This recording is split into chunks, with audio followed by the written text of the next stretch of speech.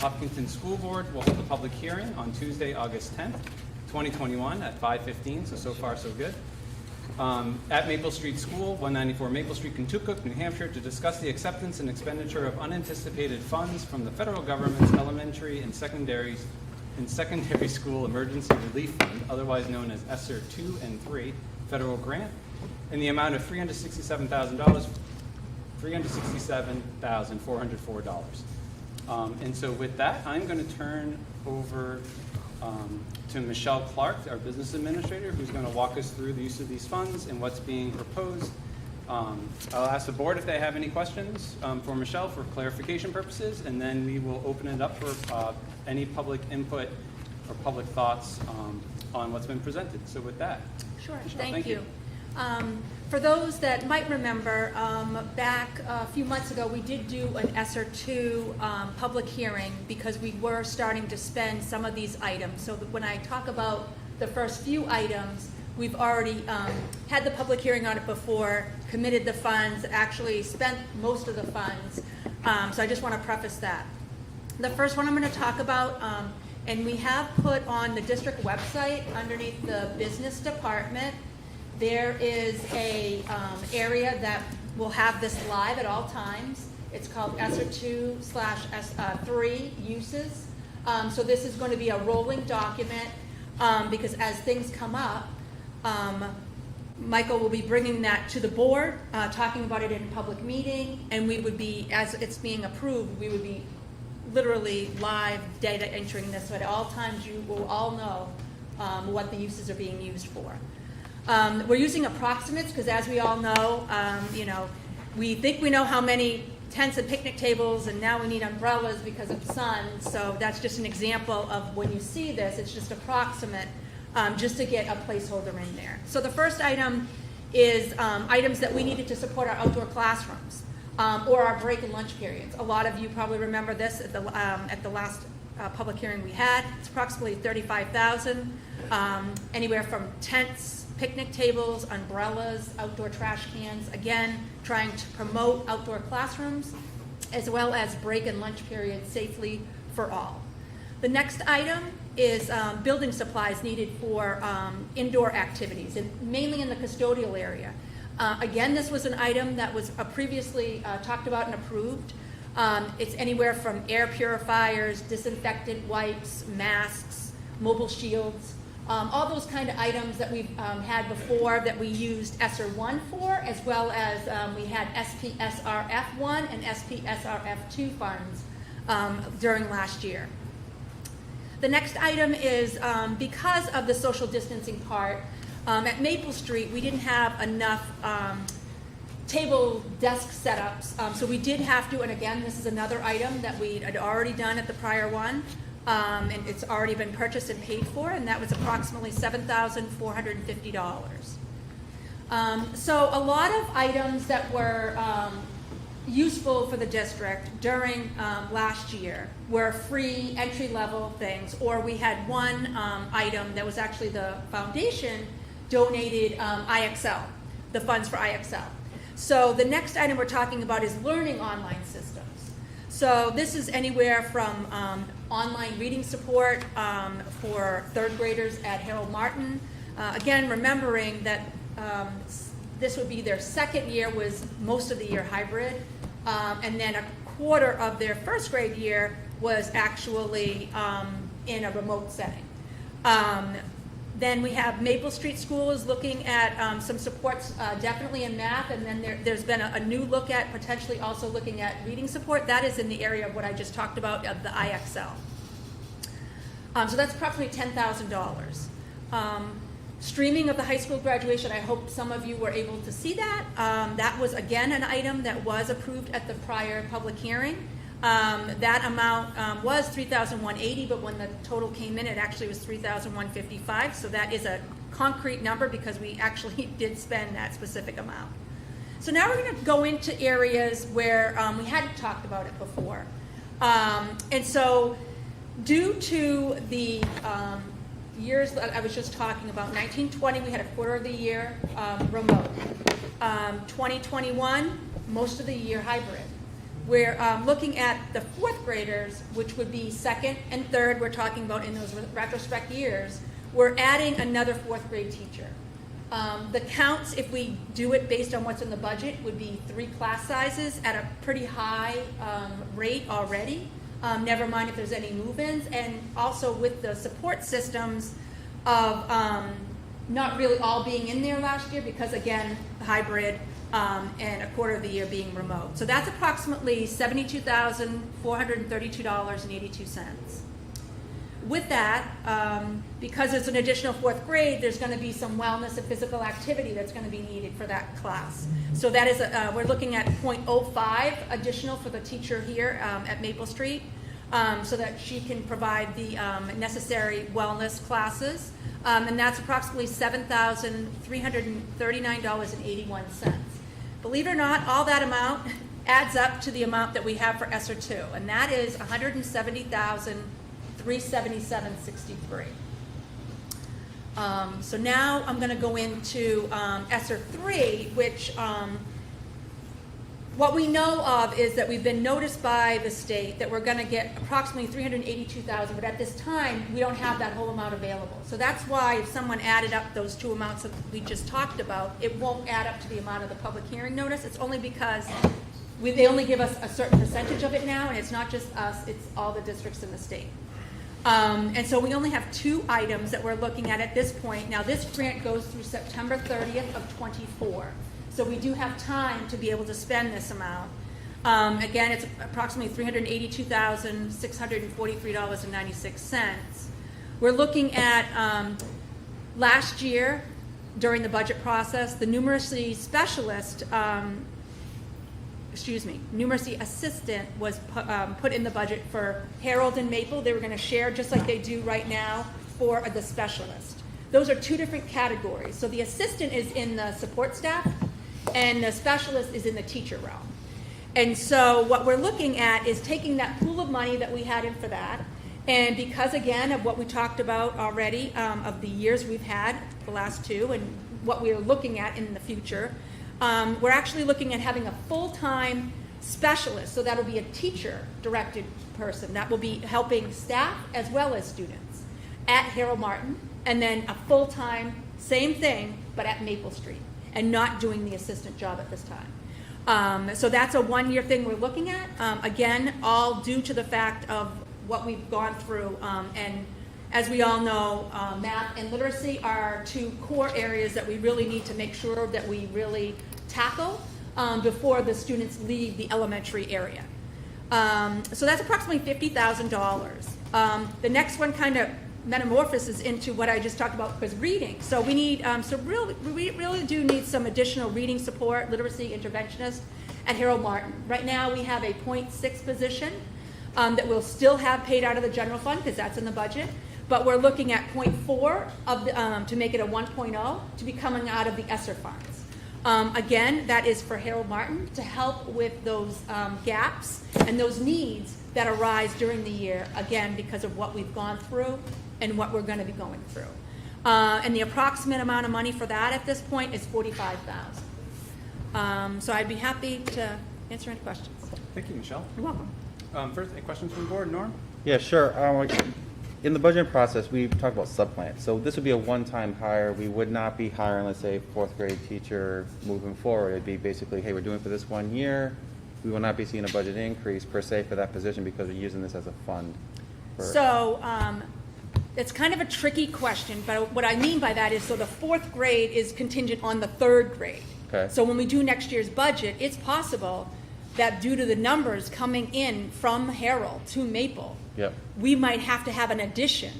So this board would talk about that. Absolutely, Okay. it would be part of the budget process. And Okay. again, if it's somehow linked and Mike and the board wanted to go ahead and have it, and if we could link it to ESSER funds, we could look at doing that as well. So it potentially may not, but I can't say that the 4th grade, might be an issue just because of the 3rd grade moving up. I hope that helps. Yeah, and so once these approximate numbers are spent for, you'll have a final total on there, and then Yep. we'll kind of have like a running category, what's left in there for Yes. the amount, and go from there. Mhm. Okay, perfect. Thank you. You're welcome. Hi. Hi. I have the same question, well, I have two questions actually. So the same question about the numeracy assistant to specialist and the literacy interventionist. Are we communicating those as their 1 year full-time roles and then they could revert depending on funding needs, blah, blah, blah, blah, blah? Correct. So this would be, again, barring anything that we see, and that would be, a public thing that goes through the budget process, but we're putting it as a 1 year only, changing both of those things. And again, barring anything that comes blatant to us during the budget process due to kids and their impacts.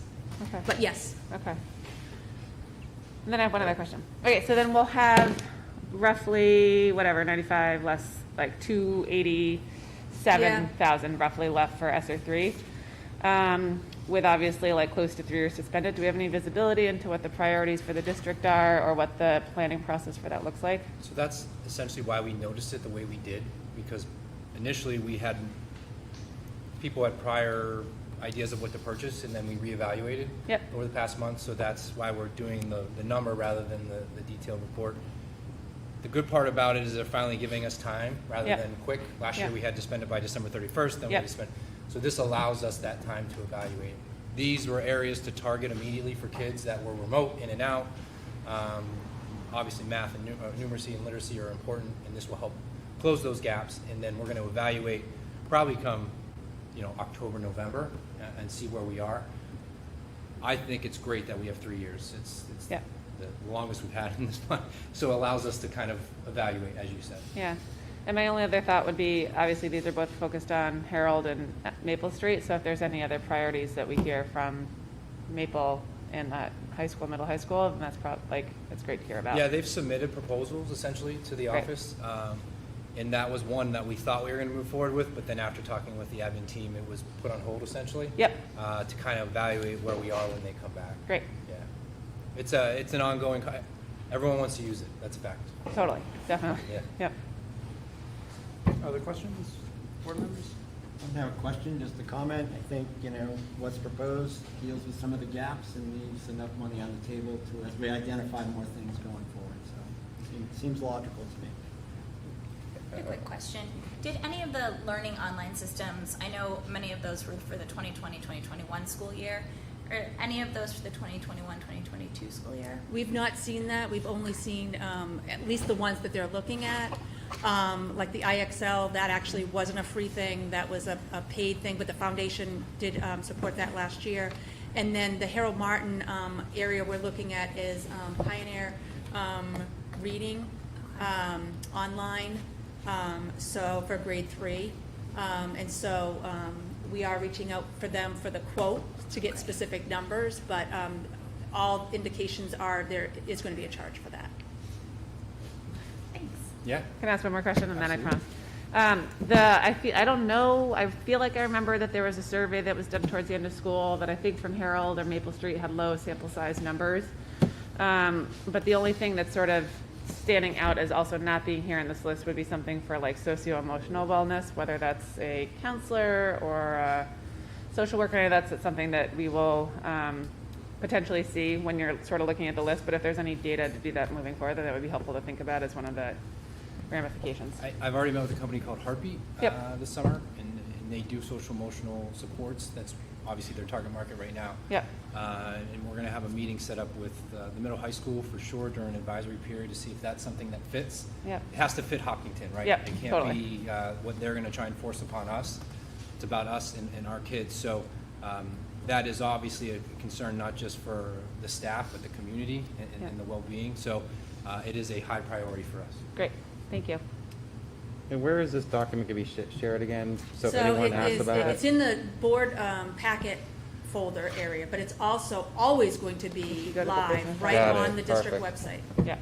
So if people have questions, you can refer them right to there. Literally, it's, Perfect. Awesome. Thank you. And I believe Matt posted it on live stream, so I can see people are logging in already. So. Great. You all set? No, that's good. Thank you, guys. All right. So I'm going to open it up for public comment on the use of the funds as outlined. So I don't know if anybody has a comment they'd like to make. You can just step up to the mic and just give us your name and address.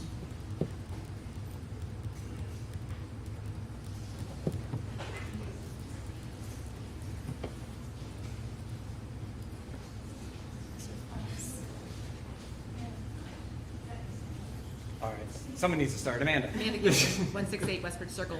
And this, I kind of missed this in the discussion, the 0.6 and the 0.4 combination. So obviously that's part of the ESSER, and I think it's lovely because clearly we're focusing where we need to catch up. Do we anticipate these as full-time positions for next year? Was that discussed? And I kind of only heard That's parts okay. We of can it. repeat. That's fine. Yeah, I only kind of heard part, like we will reevaluate it as that kind of works. Yeah. right. So Okay.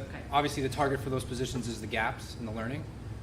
So we want to see how far our students come in the data that we get before the end of the year, more specifically during the budget cycle, to see if we need to talk about continuing it as a full year or if we're going to supplement it through ESSER. There's a lot of options there. And again, unfortunately, there's no solid answer, but it's more about evaluating as we Wait go. and see. I know in the past there's been on the chopping block several times, right? It's kind of one of the extra ones, unfortunately. And so if it's, historically, has it ever been funded out of the budget at a 1.0? Not this position that I can recall, but, because there's also 2.0 full-time, so there's 3 teachers in essence. So it's really gonna go from 2.6 at Harold Martin to 3.0 at Harold Martin, just at Harold Martin. Gotcha. And Okay. a couple years ago, we added 0.2 here at Maple. Yeah. Because we were 1.8 and we went to 2. Okay. So altogether, elementary world, we're gonna have 5. Excellent. Okay, thank you. Yeah. Thank you. Anybody else for public comment? I thought I saw someone else speaking up. Hello. Tall enough for this. Emily Gula, 169 Spring Street. I'm glad to hear that we're going to reevaluate. My concern is with the literacy intervention potentially and what's being purchased for that. In my experience, I've taught before that the level texts aren't what's needed often for third graders that have been struggling. I know they've had missed instructional time over the past year, but it's probably not just the last year problem. I think, yeah, I might encourage you to look at like Wilson Reading System, Foundations, that's the phonics program, and thinking about, okay, so they learn what A sounds like, let's practice A in that book. And I don't think that Pioneer Valley, it's kind of a random assortment of levels, so I would encourage, particularly for students that are struggling, they need different books to be reading that are more aligned to what they're at. Thanks for Phonics that. I instruction forgot is. to mention that, because we already approved it before, foundations. So last year, when we did the ESSER, we already did do that. So we already bought it. It's already in as part of this $10,000. And the Pioneer is just, and correct me if I'm wrong, Bill, but it's just a supplement. It's just another avenue for parents and kids, especially if we're going to be in a time where we might have to go, not all in it sometimes. So absolutely, and we definitely are have all different kinds of platforms. So thanks for reminding me, because I forgot to mention the foundations, because I was thinking that it was already mentioned before, but thank you again. Am I allowed to make one more You, comment? you sure are. Just that it's not aligned to foundation, so say it's 2 + 2 = 4 in their reading, but they might have 5 × 5 = 25 in that book. So I think even though it's a supplement for those students that are struggling, it might not be the help they need. So it's harder for parents working at home too, like, when do I tell my student to guess or not? So just considering the research out there. Thanks. Thank you. Can I comment? Sure. So just really quick, in regards to the evaluation, one of the things that we're going to be doing is evaluating what we have and if it fits Hopkinton, and I'll continue to say that. So whatever we've already had, we're going to evaluate the data to see if it was valuable or not, and that will allow us to either go, I foresee you can go down the list of the things that are out there, but we're going to make sure it's supporting our kids' growth. So we're definitely going to be evaluating.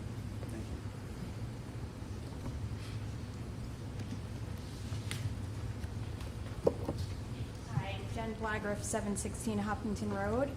I just wanted to support what Emily just shared. I would not support ESSER funds being spent on the Pioneer reading. I have 2 older kids with dyslexia, and I have my 3rd child is going into 1st grade. She has in looking at red flags for dyslexia, she has, the family history, but besides that, I don't think she's dyslexic, but she is in that large percentage of kids that needs to be taught correctly. And those Pioneer books, those the guided literacy and level literacy books are not going to help her. She needs to be taught well at all times. So I really encourage the board and the administration to look at books that go along with the Foundations program. So I know we have Foundations. I know that in that 10,000 from last time, what you were referring to, you're purchasing an additional foundations program for struggling readers. I think that's absolutely wonderful, but I just don't think we need to be spending ESSER funds on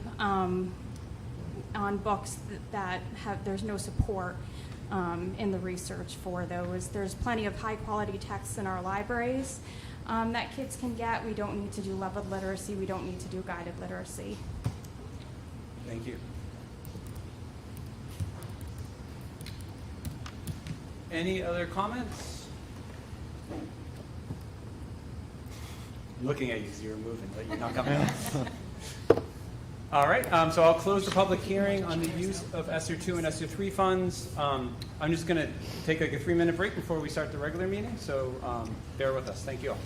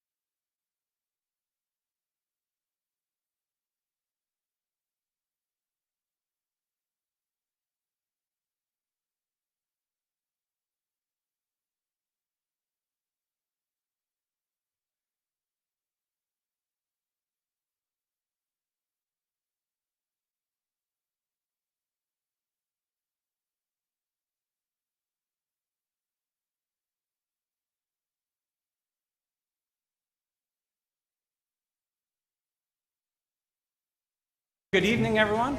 Welcome to the Hopkinton School Board meeting for Tuesday, August 10th, 2021. We have a full board with us here tonight. Delcy Lapoma, Norm Gupel, Rob Nato, Andrea Folsom, and Jim O'Brien. And then we're joined by Donna Bowe, Michelle Clark, our business administrator, and Superintendent of Schools, Mike Flynn. So let's start with the Pledge of Allegiance. And Mike, will you lead us? I pledge allegiance to the flag of the United States of America and to the republic for which it stands, one nation, under God, indivisible, with liberty and justice for all. So a couple of quick housekeeping items for everybody. We're trying to get a little bit better organized. So we have a sign-up sheet over by the door. I think it's in front of Mandy. If you could wave just a little bit. So if you want to speak during public comment, I'll just ask if you sign up the sheet. It's very simple to do, but I think it will help us expedite the process, and I can call on people ahead of time so they can be prepared and not have to do musical chairs trying to get up and run to the mic. So thank you for that. And I would just anytime, over the next however long, that would be great if you just want to sign up. And then on the agenda, I'm assuming that many of you, if not all of you, are here for the Safe Learning Update and Return to School. So we're going to move that agenda item up after our presentation by the Hopkinton Public Schools Foundation. So that'll be moved up, and what I will do is Mr. Flynn will give a presentation. It's going to be wonderful. And then I'll ask the board to provide the comment, ask questions, get clarification, have a discussion. And then for those of you who are here to make comments on that plan or something related to that plan, that's when I'll do public comment, but it'll be specifically on the back to school plan. Again, I think the majority of you are probably here for that. If you have public comment on something else, we'll do that during the regular public comment time. So again, if you want to sign up and you're here to provide comments on back to school, we'll do that towards the top. Actually, I should have asked the board for, is that okay if you guys move around the agenda? Yeah. I see a lot of nods, so we're going to go that way. So with that, we have several sets of minutes to approve. So I would ask if there is a motion from the Hopkinton School Board to approve the meeting minutes of our meeting on June 15th, 2021. So moved. Second. Is there any discussion on that agenda or on the minutes? I apologize. All right, all those in favor? Aye. Anybody opposed? Ayes have it. So next we have minutes from Thursday, June 17th, 2021 meeting. So I'd ask for a motion to approve those. So moved. Second. Any discussion? All those in favor? Aye. Anybody opposed? Ayes have it. And finally, we have minutes from the board retreat, which took place on June 18th, 2021. So I'd ask for a motion to approve those minutes. So moved. Second. Any additions, subtractions, deletions? I don't think we need to put Charlie on as a Charlie was a dog. All in favor? Aye. Anybody opposed? Ayes have it. All right. And I kind of skipped over, which I apologize for, but I did want to welcome Mike Flynn, our new superintendent. This is Mike's first public meeting, so we all have to be a little gentle on him. But we're super excited to have Mike here joining us. He's been with us on the job officially since July 1st with some vacation time in there. But we're very impressed, and Mike, welcome to Hopkinton, and we're excited for the years ahead. Yeah, everyone, I forget who I was sitting with today. It feels like someone's in there all the time, but I think we counted about 21 days I've been here. So it's been a whirlwind. I've met a lot of people, a lot of phone calls, a lot of conversation, and it's been very welcoming. And it's made me evaluate my decision and understand that it's the best thing that's happened to me in a long time. So my family sees how happy I am when I come home, which is a lot different than the past couple of years. So it's certainly a great spot to be, and I look forward to working with everyone. Well, thank you. Welcome. So our first current business agenda item is conversation with the Hopkinton Public Schools Foundation, and Anna's here. Anna, welcome. Thanks for joining us. Thank you so much. Apologies for that in my head. I'm Anna Wells. I'm a board member of the Hopkinton Public Schools Foundation, and I'm here to request that the Hopkinton School District accept funds in the amount of $10,995.00. This is full funding for an application submitted by Harold Martin pre-K teacher, Kenda Beckwith. So I'm here on behalf of our full board, along with Elizabeth Sides, another board member, particularly on behalf of our board chair, Sarah Matson-Dustin, who is out of town and regrets that she cannot be here. You will see her next time. You won't see me again doing this, because this is not my forte right here. But so this, you can see this aerial view here of Harold Martin School. So Kenda, along with Hopkinton High School graduate Brooke Carlson, then senior at Hopkinton High School, came up with a plan, beautiful plan, to create an outdoor classroom learning space at Harold Martin, primarily to be used by the pre-K students, but by all students at Harold Martin. And this classroom space will support children's learning across multiple areas and provide enhanced opportunities for them to be outside, receiving instruction based on their curriculum in the fresh air.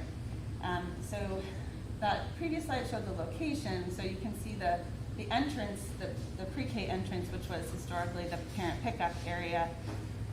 So it's right in that little, right now it's kind of dirt area, so the next slide will show, this is what it looks like now. That entrance right there is right going into the pre-K room and the parent pickup area. So, and the next slide, just a couple more existing conditions. So pretty underutilized space at the moment, and very front and center at our school. So this will be a vast improvement, as well as supporting students' learning. So the plan looks like this. This is Brooke's design, along with other folks that helped her at the high school. And just the next slide just shows some details of some examples of the items that are the features of this space.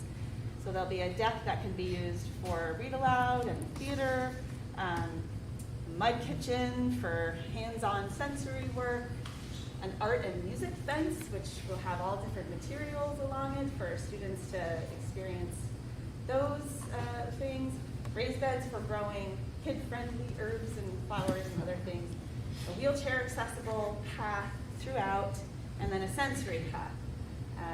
So I'm so excited that the foundation is able to support this dream, really, of Kenda's. And I respectfully request that the board accept this grant. Thank you so much, Janet. Can I ask you, just some people may not know, can you just explain the Hopkinton Education Foundation? So, certainly.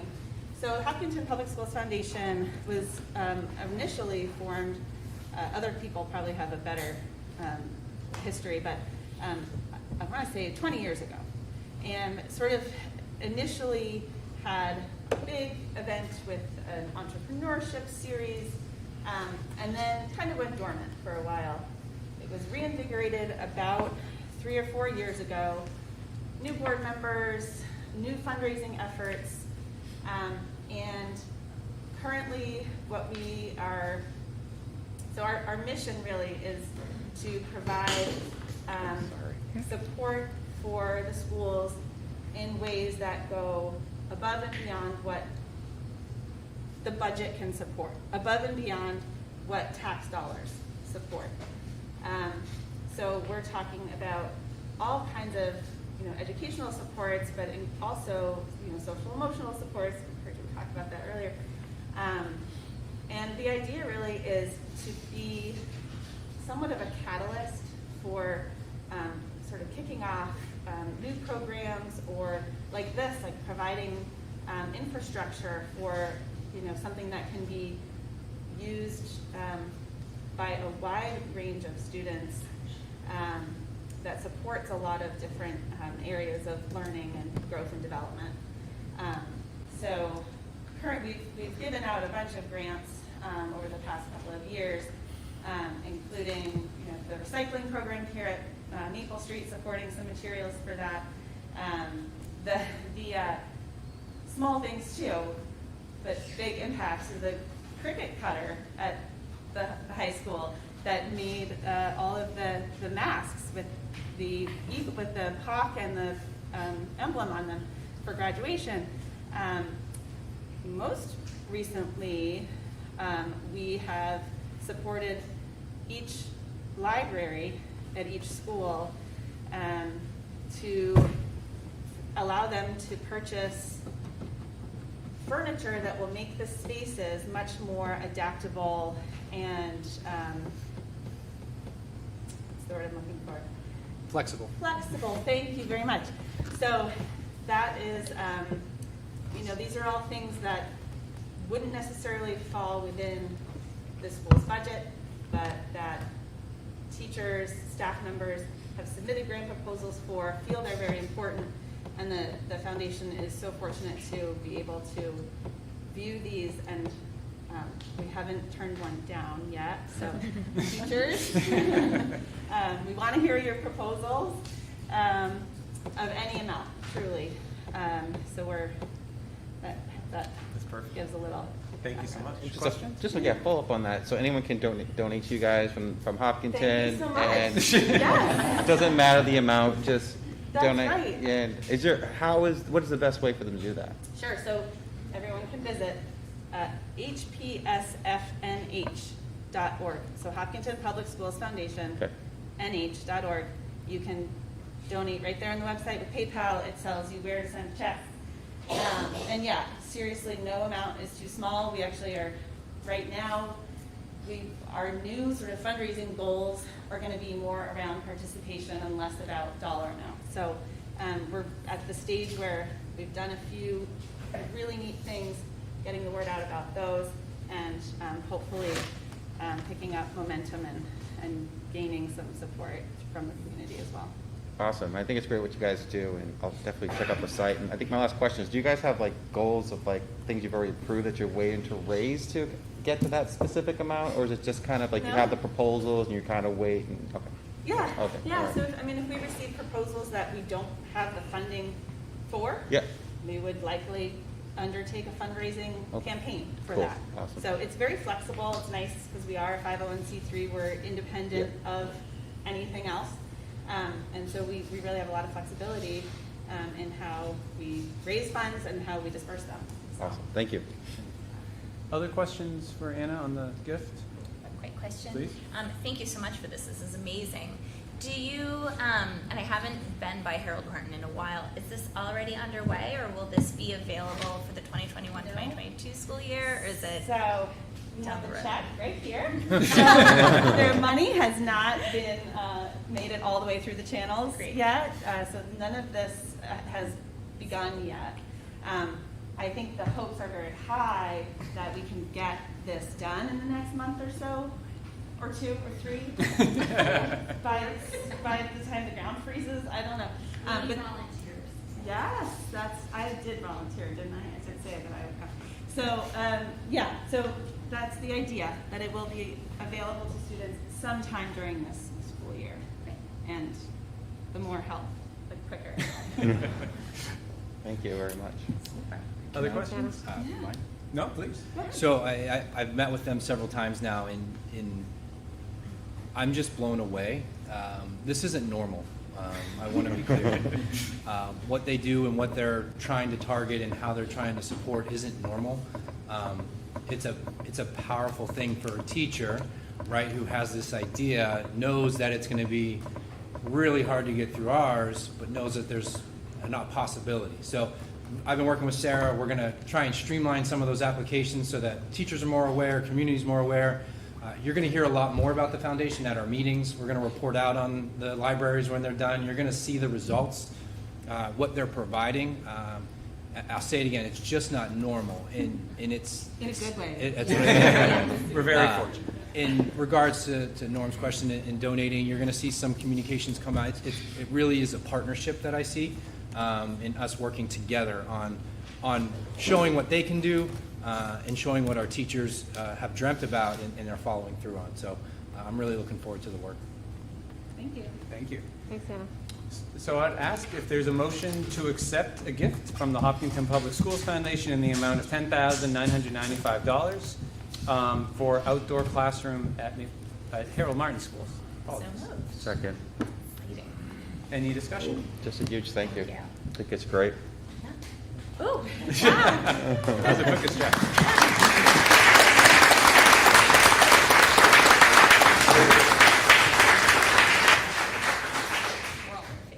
We're all in favor. We're all in favor. Yeah, all in Yeah. All in favor. favor. Yeah, we get All in official. favor, We gotta say make aye. official. Aye. Aye. Anybody opposed? Don't hear any. Thank you so much, Anna, for the presentation, for the foundation, for all your work. This is exciting. All right, so we'll move on. We're going to do the safe learning update. And so again, I would ask if anybody wants to provide public comments after the presentation and discussion, to please make your way over to the table and do so. And we'll do public comments specifically on that, this item. So with that, I think I'm going to hand it over to Mr. Flynn. Yeah, thank you. Thanks, Mike. So first of all, this is a good thing. I need to echo that. It's a good thing that we have this much investment, whether you're here in person or you're streaming it online or communicating it in the community with each other. It brings discussion, but it's also about our kids. And the goal, I think everyone, no matter what side of the discussion you lie on, is we want our kids in school for 180 days. I don't think that's a secret to anybody. I lived through it with my 6, 9, and 11-year-olds. It was challenging on multiple days, and then you saw the rewards when they were there. I would think it's probably an experience for our profession that obviously no one was really prepared for, but they did what was handed to them, and they made it through the year. So clearly, everything that's discussed tonight is the goal to have our kids in school, and that's the priority. Because we know that mental health, physical health, social health, academics, gaps, growth, everything is better when they're in the brick and mortar of our walls. So without further ado, I'm going to discuss some of the things that we've been working on in our short month of July. And as Chairman said, there'll be plenty of time for input. I have to also remind people that it's August 10th, and if you can put it in perspective of where we were last year, we were still looking for answers or guidance or recommendations statewide, whatever it may be, and answers were still filtering in after this. So there are a lot of districts in this state that are having board meetings last night, tonight, and guess what? Tomorrow's the call with Dr. Chan that can change everything at 3:30. So I want to reassure you that if things change or however it may be, it's communication from my office and the building principals to make sure the parents feel okay with what's going on, the staff feel okay with returning to work. That's my priority, is to continue to communicate. I've kept saying to everyone here and whoever, we just need to have a meeting, right? When we don't have meetings and we don't talk, things start to talk and move forward and so forth and so on. So I'm hoping that some clarity will come out of here, but I also want to be clear, it's not going to be everything. And the goal is to try and communicate as much as possible on August 10th, and then come tomorrow. Hopefully there aren't significant changes, and then we'll move forward. You'll hear from the building principals as we get closer and closer. So remember, the goal is in-person learning. Everyone wants their students in the classroom. That is a fact. You'll hear me, I think last year you guys, I think the title on the agenda would have been Operating in a Global Pandemic. I believe that's what it was. We're going to shift to the safe learning plan or safe learning environment, because that's the goal, right? We want to make sure our staff are safe, our students are safe, our community is safe. And that's why you'll hear everything revert back to the safe learning plan. Whether it's cleaning, whether it's busing, whether it's classroom space, all that comes back to a safe environment. And we need to reassure the community and, more importantly, the parents that what they're sending their kids to is safe, and what our staff are coming to work for is safe. So that's where you hear the safe learning environment for students and staff. It's the well-being, it's everything. It's not just being in school, it's everything that can occur in school, whether it's special ed services, physical activity, all of those things. It's important for them to be there. And we want to make sure, in order to get through 180 days, that we're minimal risks, right? What mitigations are we putting in place? How are we keeping the building safe? how are our staff, all those things that you have done successfully previously, we need to continue that. And that goes back to the safety and the health. I would say the majority of the districts in the state, once we figured it out, did a really good job once we were in the building. And I know that's different from where I was last year in Hampstead to where you were in Hopkinton. But I think once everyone was in the building, staff, students, grounds, custodial, but everyone had a good idea of how to make the safe environment.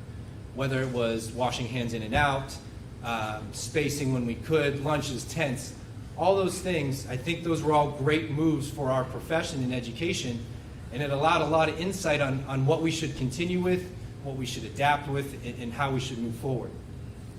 And that comes to the final part is, I think within evaluating this community, the disruptions that we had, the in or out, what are we doing next, changing on a dime, we want to minimize the disruptions and develop continuity.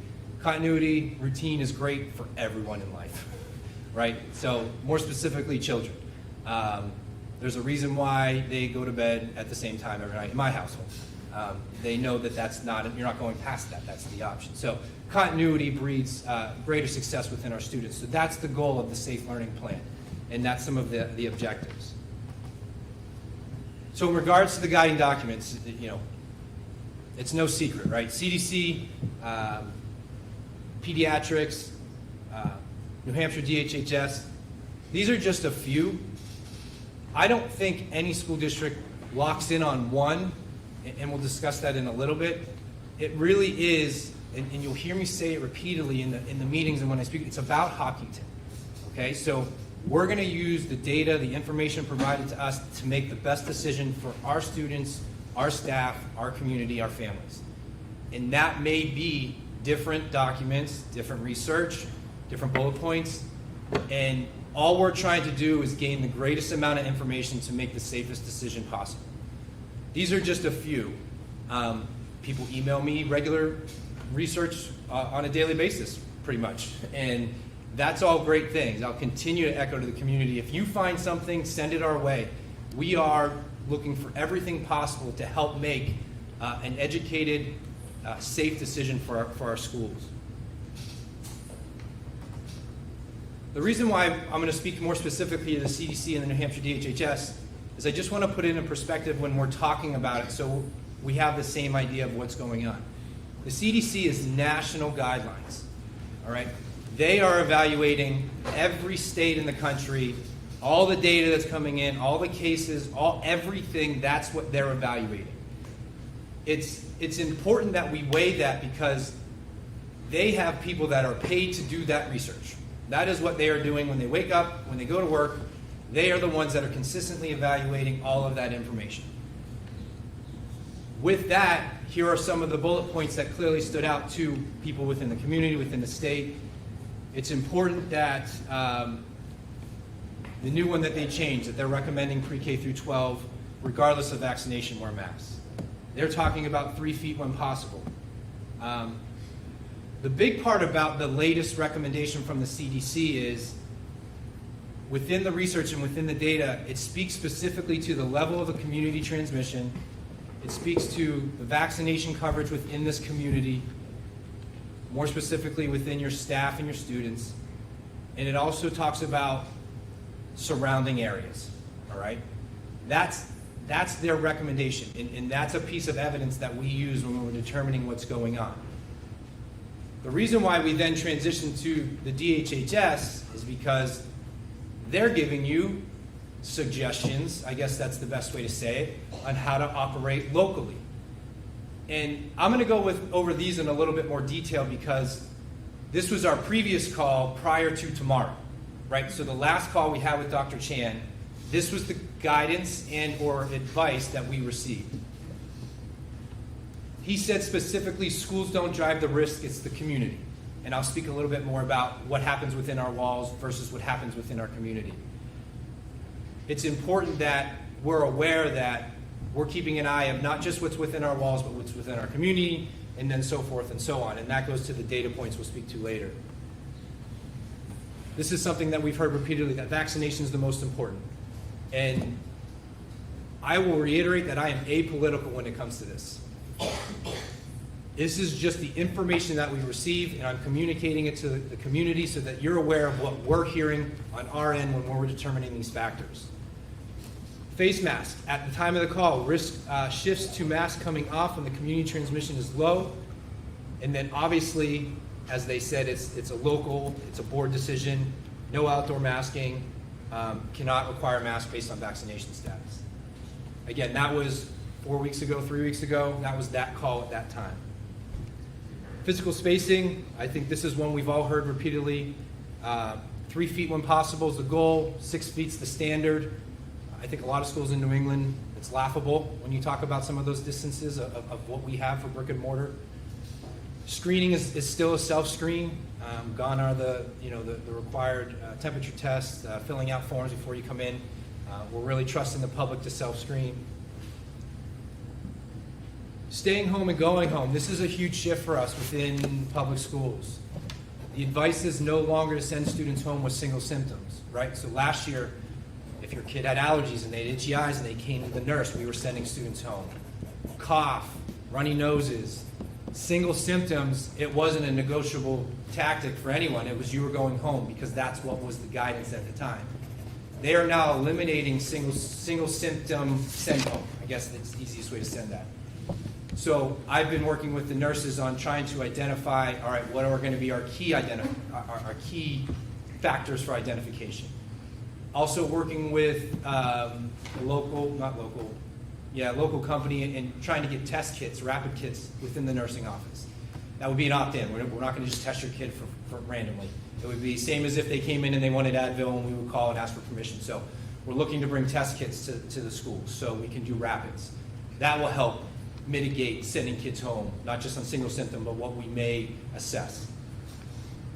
I think this was the biggest change, and it takes a lot to really wrap your brain around, but close contact and contact tracing. What we did last year is nowhere near what is the new standard, and I'm going to say it, as of today. So that means if Johnny comes in to, let's say, 6th grade, sits down, and 3 kids are around him, or they do a group project, or whatever it may be, Johnny ends up positive, none of those students are now required to quarantine or isolate. Gone is that. The only people that are now quarantining or isolating are people in Johnny's household. So it's all driven by the household. We'll get into that in a little bit more about how vaccination, non-vaccination, all those things. But that's a huge shift for education, and it's you're not sending as many kids home, right? So last year, if it was Johnny was positive, you were sending every kid that was around him within 3 feet at 10 minutes. Then you were sending anyone that was in the group work. Then you were evaluating who was at the lunchroom. All of that. It's now just Johnny's household is self-isolating. That's what's occurring. The cleaning practices, we're going to maintain our level, but now it's no longer every time someone comes in the nurse's office, you need to shut down, clean, and open up. It's now recommended that you just maintain high traffic areas, safe areas, to continue to mitigate. Remember, we're going to talk about mitigating factors, and I don't think we want to not wash our hands after the bathroom again. I don't think we want to go back to some of those practices. We want to continue those safe practices that we put in place because COVID aside, it really made our school community healthier. Less colds, less flu, less viruses, things of that nature. So those cleaning, mitigating factors will stay in place. Lunches are still going to be a challenge for us with the recommendation of 6 feet, but at least 3. I know that the food service did a phenomenal job, not just within Hampstead, but I know Hopkinton, they have sung high praises with Tracy in what she was able to accomplish with those students. But because of some of the other changes with contact tracing, students will now be able to walk to the CAF, pick up their lunch, bring it back. We're still working on all that. That's still TBD. That'll be information that comes out from the building principals to the school, the parents. But that's certainly going to still be a challenge for us. Physical barriers, the shields, right? Plexiglass, no longer required. So you're going to see shields brought down. They're not getting thrown in the trash. If a student or a staff member wants a shield, we will supply all of that. I'm just trying to communicate what the new set of guidance is, and that is no longer a requirement where you are. Water fountains can be open. And then the next big one, I think, is, it might give people chills when you talk about cohorts, but cohorts are no longer required, right? So I think you guys are doing A and B, or 1 days, something like that. You're splitting you guys up. So we did it alphabetically, so first half, second half, but that's no longer required. So when you're talking about, more specifically for us internally, it would be recess, right? Mr. Flynn's class has to stay in Zone A, Mrs. Flynn's class has to stay in Zone B. Those factors are gone. We can now have a normal recess, have a normal, whatever it may be. So some of those factors are gone. Transportation, I want to be very clear, no matter where this discussion goes tonight, it is a non-negotiable. It's considered public transportation. That is not an us thing. That is a public transportation. So when you're on a bus, a mask is required until further notice. That's not an us thing. That's a non-negotiable. So some of the things I spoke about before, I think it's so important that the mitigating factors that we put in place in the fall, in the winter, in the spring, that those stay in place, right? We don't want to just throw all those things out the window because people are getting vaccinated, because numbers may be going down, whatever those may be. We still want to continue those safe practices. The facilities department here is outstanding. So with the HVAC, we're going to continue to monitor the filters. I know you guys upgraded last year, if I remember right. All of those factors, those are still, we're not going to go back to the lower end filters. Those are here to stay. The things, again, I think it was a good move for our profession in a lot of ways. It forced education to essentially catch up to some of the private sector in the real world. We're going to continue that, right? Why are we going to, if it's nice weather, we should have things available to learn outside. The outdoor classroom is going to make a difference, but we bought umbrellas through ESSER so that we can continue outside lunch. So those things aren't going to go away. I think one of the most important things we'll continue to echo, not just now, but until we return to school, is the self-screening, right? So we're eliminating single symptom, which is a great thing, but we also don't want to shove Tylenol on our kid and say, you'll be all right. Been there, done that. Those are some of the things that can start to get us in trouble. I live with a nurse, fortunately, unfortunately, an ICU nurse, and I get daily conversations. It's important to know that COVID does not live in our buildings. It doesn't. It's not here. It's not in our schools. It's here when it's brought here by a human, by whatever it may be, however it's getting here. So we want to maintain this environment. So self-screening is probably the most important factor in regards to COVID entering our buildings. If you are self-screening, staying home, staying away, then that prevents any possibility of it entering our building. Now, I get it. There's asymptomatic. There's all those things that are going on. I'm just going to continue to echo that self-screening is going to be one of the most important tools as we move along throughout the school year. So clearly, this is where we are. This is where we're getting to some of the stuff that we're going to discuss. But understand that what we're planning now on August 10th, we plan on putting in action for the upcoming school year. That can change tomorrow on August 11th, which we'll have to reevaluate. We'll have to adjust. We're going to have to replan, and we're going to have to re-implement. Last year, good, bad, or indifferent, I believe our profession did a good job of trying to do what they thought was best at the time, putting in place and implementing support services what they thought were good at the time, but continuing to work, right? They didn't just say, this is what we're doing, and we're not going to shift. Teachers shifted, Google shifted, Zoom shifted. All these things changed to allow our profession to kind of exist for the year, and now we want to come back to the building, but we're still going to have to see what happens.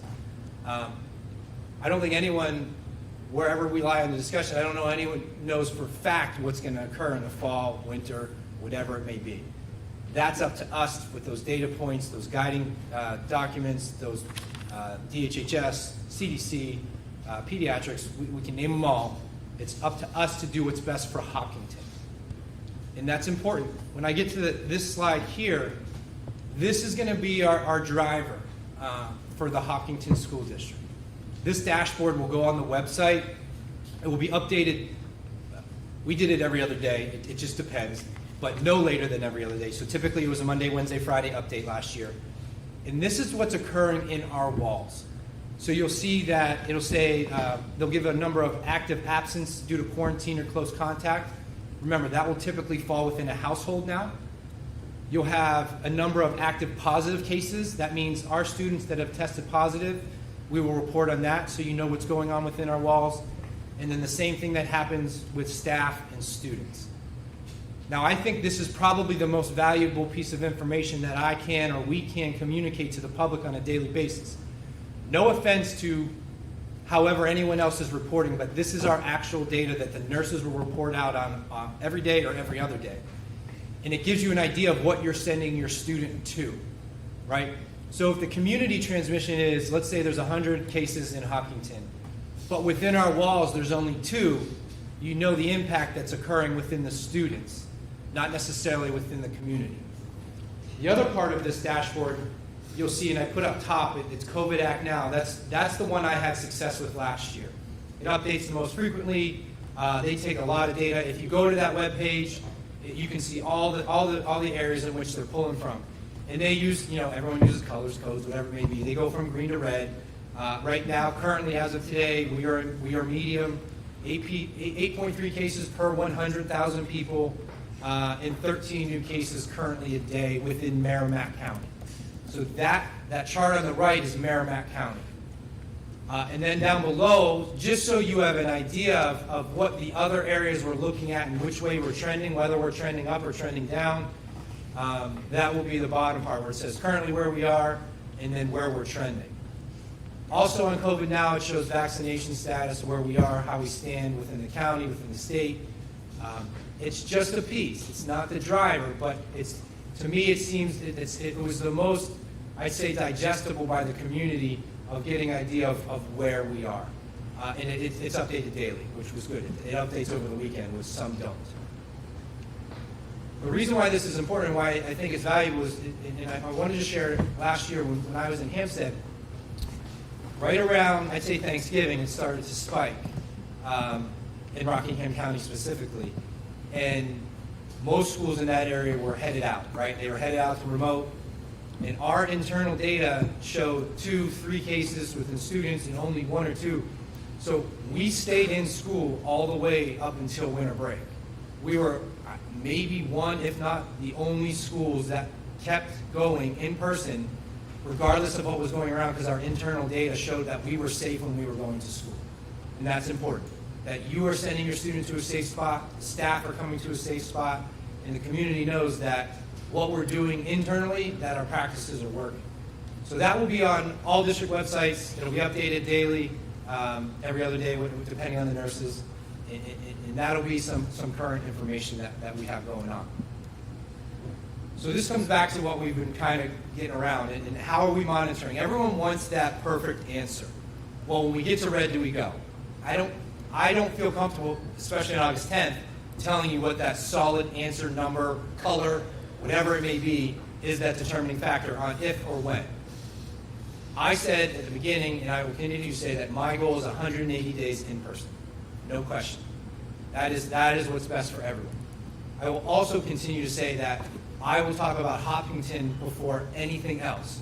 What does the Hopkinton data say? What does our Hopkinton community say? And then from there I'll go out. So Hopkinton to surrounding towns, to Merrimack County, to the state. I will go the opposite way. So I don't want to come off the wrong way, but the national data is great, but it's national. So New Orleans isn't going to impact my decision on Hopkinton. Chicago's not going to impact my decision on Hopkinton. Boston's not going to impact. Lowell's not going to impact. I will continue to evaluate with the administrative team on Hopkinton. And I sound like a broken record, but I just need to reiterate that that's the important part, is we take care of us. I think everyone might get a chuckle, but the continued changes of all these, they're changing. They change daily, they change weekly. We're trying to figure it out as we go. We're trying to build the plane as we're flying it sometimes, but we're going to certainly use all those as guiding data points and decision-making points. Excuse me. So the frequently asked questions that I have received most from parents this summer is, can we require the vaccine for attendance? The answer is no. And I guess this is a good part to say for those people that are at home on live stream or here. after the conversation tonight, whatever transpires, however it goes, one of the things you'll see out of my office with more specifically bigger decision-making or things like this, you'll see an executive summary come from my office. So in that executive summary, I may attach the PowerPoint if there's changes or not. There'll be an executive summary on cleaning procedures, busing, things like that, and that will all go into the parents' inbox so that anyone that isn't able to attend and doesn't want to go back and watch a 2.5-hour board meeting, whatever it may be, they'll at least get an executive summary coming from my office. So in that executive summary, I also point to these 3 questions that actually came out from the state in regards to guidance on the 3 answers, which are no. So we can't require it. May the school require students to have wear a mask. Can't separate students that have the vaccine versus the vaccine. And then can we collect vaccination data? Currently, right now, the COVID vaccine is not a required vaccine for the state of New Hampshire. What I will say is we will gladly, if you want to provide that, that helps us internally. That allows us to gather data on percentages, specifically at the middle high school. All that is valuable to us, but it is not required, and I will not solicit it. So all that will be an opt-in on your part if you want to submit that information to the school system. Okay, so I think probably the $1 million question or the reason why we're all here is a discussion around masks. And through my time here, the short time here, I want to again say that, and as I've said to everyone, you are advocating for your family and your child, and I hear you. It is powerful when parents and families and moms and dads and anyone speak, because all you're doing is advocating for your household and your values and your core values. That is all great. It is my job as a superintendent to make sure that we are providing a safe environment for our staff and our students, and that we are going to attend school for 180 days a year. Through the work with the administrative team, we have provided 2 avenues that we feel that we could operate safe learning environments. One would be a modified mask, and one would be a universal mask. Within the modified mask plan, it would be lower elementary, people that have not been provided the opportunity to receive the vaccination. So that would be Harold Martin and Maple Street would be required. Outdoor would not be required, and then mask for employees would be optional because they would have qualified for the vaccination. In the universal mask mandate, that would be everyone that walks in our buildings, masks are required for the day. Outside, not required. Again, you fall into the transportation where it's not negotiable, it's considered public transportation, so we don't have an option in that. I want to reiterate down the bottom, I know it's hard for people here to see the stars there, but as of right now, there is no national mask mandate, there is no state mask mandate, there is no local mask mandate. All of them are recommendations and for people to take under advisement, more specifically in New Hampshire with local control, live free or die. So please understand that if any of those change nationally, federally, local, whatever it may be, if it becomes a mandate, I need everyone to understand that the mandate is a mandate. And that becomes, the power is taken out of us for the opportunity to decide what we want to. So we'll continue to monitor those suggestions on what we can require. The administrative team felt good with both of these options to bring here for discussion. And we felt that because of the topic, that we value everything that's been coming into our inbox, everything that's been coming into our phones, the discussions that we've had, we felt that it was a valuable spot for the board to discuss. So that's the Safe Learning Plan as of August 10th. Tomorrow is a big deal for everyone in our profession in the state. We are hoping that not much changes from that office, because that will allow us to then start communicating from the building levels, from the principals, more specifically on the details of what will occur within the building. It's how will lunches happen, what will be the procedure for entering and exiting, what's parent pickup and drop off. Those will be driven from the building principal that's specific to that school, that staff, and that students. So I am excited about discussion. I'm not afraid of it, and I think I just want to echo everyone in this room, and whether you're watching or here, to respect any discussion because it's no more of that advocating for what they feel. And it's up to us to listen and hear it out, and then we're going to come to a determination on how we can operate 180 days in person. So as of that, that's open for questions and comments and discussion. Thank you very much, Mike. That was great. Mike. Very thorough. So I guess I will invite, again, anybody who wishes to provide public comment on this issue that Mike just provided information on to sign up at the table over there so we can have that be orderly. And I'm going to start by just asking for comments, questions, clarification from any board members for Mike. Don't all go at once. Yeah. All right, take turns. Color coded tonight. So 2 questions about the general plan, and then hopefully let's do the general plan first, Sure. and then get to where we are on math, if that'd be okay, Jim. I'll go wherever you go, Rob. Okay.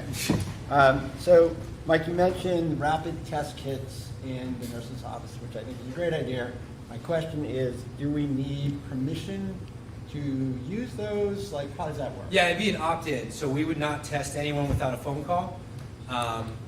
If they deny the test, then if we're making that phone call, clearly we're assuming more than one symptom, right? So we're providing the family the opportunity to do the rapid, which would eliminate obviously COVID or not, which would allow them to stay in school or be sent home. So if they deny the test, that's fine. Then that would go home and follow the same procedures last year as we would need a negative test to return. So we're just trying to hopefully close that length of time, parent pickup, having to go to ReadyMed, whatever it may be. We're trying to provide on-site rapid testing. So it would be an opt-in. Great. Thank you. The second question is about the data collection and the grid. And I completely get what you're saying, that Hopkinton is different than Merrimack County, is different than Sullivan County, Coos County, etc. I guess my question is around last year as you were doing this in Hampstead, did you notice that there was a tie, so to speak? Sure. Whereas, certain counties began, was there a time span where it reached? Yep. No, it's live data, and I live in Southern New Hampshire. And guess where it's at right now? It's in Southern New Hampshire. It's in my community. I just called the principal yesterday. I'm like, "What are you doing?" He's like, "As of right now, this." So that is going to be the safe learning plan will be a standing item on the agenda. Okay. I just don't want to get lost in. I don't want to get lost in the macro level when I think the micro level is very important to bringing kids to school. We don't want to, bear with me, we don't want to be scared of what's coming before we can see what is actually going to show up. Now, I'm not talking about planning and preparing. Obviously, preparation is part of it. But if our numbers in the school continue to show 0, 1, 2, low numbers, both among staff and students, then I feel like we should be in school. I think that's the best place for everybody. But evaluating the data, it's become part of my job. And I want to be honest, it's nothing I went to school for in regards to education. But now everyone has a data piece or something that they feel that they like, and we're trying to combine the most to make the educated decision. I guess my specific question is there value in having Merrimack County data and then having an aggregate of the counties that surround us? I would assume that most folks who work in Hopkinton don't go to Coos County every day, but they do go, north, south, east, west within a greater range than just Merrimack County. Yeah, so that's the state data is the data that we evaluate, right? And you can go to the blue map, right? The shaded blue map, whatever it may be. And that's when we'll keep an eye of what's going on around us. And as you said, if the wave's coming, don't be caught red-handed, be prepared. But also, if the wave minimizes by the time it gets here, we also don't want to be jumping for some. I don't want to compare it to weather, but I'm kind of compare it to weather, right? The storm's coming, but guess what? It missed us. So we want to continue to evaluate the storm in which it's coming, but also continue to evaluate internally and then start going that way. I think there's more value in that, and we can develop something. The problem I had last year with developing something is whenever it was developed, it was never used. And I don't know the experience here. I just know the experience of where I was. And you set a point, right? And last year we chose red. And when we hit red, people were like, all right, we're out. But the numbers showed we weren't read, so we kept going. And that's why we kept them in school for the entire month of December, which was huge. I mean, that's a big time of year, not just for families, but for students, and to experience all those things. So I think I don't want to say it's a moving target, but right now, I just think it's consistently evaluating it. And we'll talk about it at every board meeting, so the public's aware. We're not going to change on a dime. Nothing will change without discussion here and understanding of the why we're going to be shifting. So I'll come back with commentary about, which will just be commentary about math without a question. So. All right. Thank you for your presentation. Yeah. It's a tough one to start your superintendent. There's 22 new superintendents this year, so we're all in the same boat. Yeah. So thank you for that. One thing that I lean heavily on is experience from people, and data, and also people who have an expertise in this. I don't. I'm a board member, and I don't have a medical background. I don't have any experience in that, open and transparent. But one thing we do have nurses. So when discussing your plan with the nurses in our school, because they know how to operate in a school, not you do, they do, much different than a physician over at Concord Hospital. There's a lot that goes on in the school. What was their opinion on your recommendation of your mask? Yeah, I want to be careful because I'll call it discussion with them. Okay, I don't want anyone to be able to hang the nurses on what their opinion was.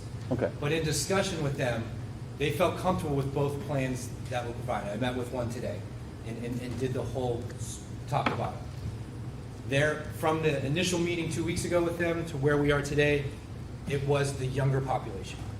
And their discussion is they haven't had the opportunity or had the choice to have the opportunity to have the vaccine. So providing that safe environment here, that's why you see the modified, right? So you see middle high school would be optional in the modified, where, sorry, it went away. The lower elementary would be required for students. So that's really where the discussion based around that with them. I wanted to reiterate to them that their job is the patients, and the patients are the students, and the students are what they see. So I didn't want them to have to, again, go on an island or they were part of all of this discussion on where we came to the conclusion of 2 safe discussion points. Let's do it. All right, cool. Just some clarifying questions. For the contact tracing recommended from New Hampshire DHHS, it says only close household contacts. So would that typically include all siblings? Yeah, so that would be siblings. Okay. And to put it an example is a friend of ours just tested positive. So all of them and the 2 brothers all have to do that now. Yep. Until the 10 days. Yep. Yeah, self-monitoring. Okay. Yeah, and actually we'll find out tomorrow, but there's actually not even a test required for that household. It's just self-monitoring. Yep. So we're still going to work internally on what we'll require if it impacts the household. Okay. Can I just do a follow-up? Yeah. Is that, so if I'm dad and I get COVID, so the kids, because Yeah. I'm positive. the That kids- is now Does any what, household? yes. Okay. And then the other question is for NHDHHS non-single symptom, but it would basically mean if there was 2 symptoms, so a cough and a sore throat, or a runny nose and a cough. So that goes to the discussion I had with the nurses. Yeah. We want to identify, I don't want to use trends is the wrong one, but we want to identify key symptoms Yep. that we feel require a student to leave the school. Yep. And I think that is what they do anyways. Student comes with an upset stomach, are we sending you home or not? Is it because what you're learning in class you don't like? Is it because you actually have a virus? So we're going to determine those new, we're hanging our hat on tomorrow with Dr. Chan, to be honest. We'll see what comes out of that, but we will determine that, and we will, what I sent out last year and we'll send out this year is basically a communication to the parents on what we will be looking for. So they're not caught off guard when we pick up and call them. Yep. And then the only thing going back to sort of what we're measuring, piggybacking on Rob's discussion, that I think is interesting is, so there's obviously the number of cases for students and faculty. There's looking at what is that rate in Merrimack County. I really like the idea of potentially looking at other counties surrounding, because I think the other factors that are important are looking at the delta for week over week. So if you can see that wave coming towards you because it's picking up, being able to anticipate what that sort of variant is or that changes. And then just being aware also of where we are with vaccination rates in the community. Obviously, kids can't get vaccinated, and we are, last time I checked, we were like 59.87% or something for Merrimack. Mostly just because if we are able to look at data, none of us are well, I was trained as an epidemiologist, but haven't used it for a long time. But if we're able to look at different pieces of data to understand what is happening and how is that happening and how are decisions being made, then that could help us understand what this is, especially if we're leaning on the DHHS model, which I would like to discuss further, but there's a lot more things to think about in terms of ranking of factors, the way that transmission happens, so. I don't lean any way. Okay. I honestly don't. Great. And I think it's also important, and I compare it to weather. Why do we have snow days? Why don't we? Not everyone lives here, right? So we Yep. have people that commute here, and then our community commutes to Concord, Manchester, whatever it may be. So all of that surrounding data is important. Yep. And it is a piece of this puzzle that we've been trying to figure out in our profession. But we'll talk about that later. Yep. And then the last thing, which I think is an important clarification, is that we cannot collect, we cannot mandate vaccine information, but we can ask for it to be submitted love it. volunteer, right? Yes. Okay. And then are we set up for that? Because I feel like there was a couple meetings in like June-ish, May-ish when we started talking about it. But are we like IT-wise sort of in the ballpark for being able to do that as part of our standard sort of health intake info? So, Added to ASPEN. yeah, we're working. Okay. I don't have that solid answer, but okay, there you go. Okay. There's a Thanks, solid Matt. answer. Thank And you. employees, we do use the e-finance system to do, if employees, they get a form, they don't have to submit that information. But you we could We do support put it. it in, so Okay. that the nurses have that data. Great. Thank you. Just a related question, and it's probably not okay. But there's the infamous default. You know, if you want to increase blood donorship or organ donorship, that becomes the default, and you say, no, I don't want to do this. These are all opt-ins. They're all All opt-in. Okay. Yep. Everything's an opt-in. And then the last thing that I would just state as a clarification in addition to what's provided here, because we had some back and forth about it, is that our plan would still, even beyond the masking options, still include additional mitigation factors that are filtration, open windows, mask breaks, sort of all the things that we worked on last year. Yeah, everything we did last year. It was funny. We had the discussion today about you guys bought picnic tables for Harold Martin, but with no umbrellas. Right. And guess what? Kids don't want to sit in when they're eating their lunch. Right. The sun. Right. So do we invest in umbrellas? Of course, because we never want to go back to just eating in the calf. We want to provide the opportunity now that we have the furniture to continue to use it. Yep. The fans, the windows, all that mitigating factors will be normal practice now. Yep. Normal. Yep. And I think everyone kind of enjoyed it. Some of this Yeah. stuff, so. Yeah, definitely. I just want to make sure that everyone knew. Yeah, and I think another piece you brought up in Yeah. our discussion was online learning. Yep. We're no longer in a state of emergency, right? And it's no longer required. Yep. We are in a small community. This is when it's good and bad in a small community. Small community, small district equals small capacity in regards to staffing. We've already spoken with some families who are asking about it, and we are directing most people to VLAX. Yeah. I'd say 98% of the state is directing to VLAX. Yep. I'm sure your class numbers have gone up. So unless there is a swing or a sway or a huge number, it's just not something we have the opportunity to offer. Okay. I know a couple of board meetings we had talked about possibly having a community maybe take in some students from other Yep. locations. Is that out the window now? Numbers are too small. Numbers are too So small to allocate resources. initially, I think that when that was in the spring, you're thinking, let's just say 10 second graders from here, 10 from Bow, 10 from wherever, and you have 30, and the towns could split the cost to teach. Most of our data showing one or two type of things. And that's really what VLAX does a great job of. Well, I know everyone has their opinion, but that's what their platform is. Yep. If those numbers change internally, that comes back to the board and we have a different discussion. Yep. Like I have 25 Maple Street students. Yep. Do we hire a teacher that can teach multiple grade levels, which they're all qualified for at that point? Yep. But our data just doesn't show Yep. $75,000 for that. Totally. Can I ask a follow-up before you Yeah, go next? totally. Can you just, because I'm not sure everybody knows what it is, can you just talk about VLAX just a little bit so Yeah. people understand what that option is? Should I talk about it or Rob? I think Rob should talk about it. I think you should talk about it. So the Virtual Learning Academy is through the state of New Hampshire. It's an online environment for students to take classes. Where it started really was middle high school area. If you wanted to take a class that your district didn't offer, or if you were in high school and it wasn't in your program of studies, or if you wanted to slam your schedule packed and take extra credits. That's kind of how it started, but now they're getting into that lane of elementary, middle, high type of thing. Our student service team within the buildings can certainly help you with resources, who to connect with, who to talk to. That's our job, is to build that bridge. We're not going to say good luck, see you later. You're still our community member. So if you are looking for more information or want to talk to someone, I would recommend first reaching out to your building principal so they're aware that you're in that discussion point, and then they'll point you to the right person to work. I have one, sorry. No, go for it. I have one last thing, is that I think that with the emphasis on communication, I love that this will be updated Monday, Wednesday, Friday, or whenever that will be, so that everyone can see it. I think also having a protocol about if there's a case in a classroom, what happens from a teacher or an administrator, sort of what the update is, just so that everyone knows that there's like a uniform message that goes out and a standard protocol that goes out, so that, you know, if you're in 2B, you're getting the same thing as 2A Believe it or or not, whatever. the state did that right. Yeah. They gave us the document. Great. I don't know. I'm not sure how to use it.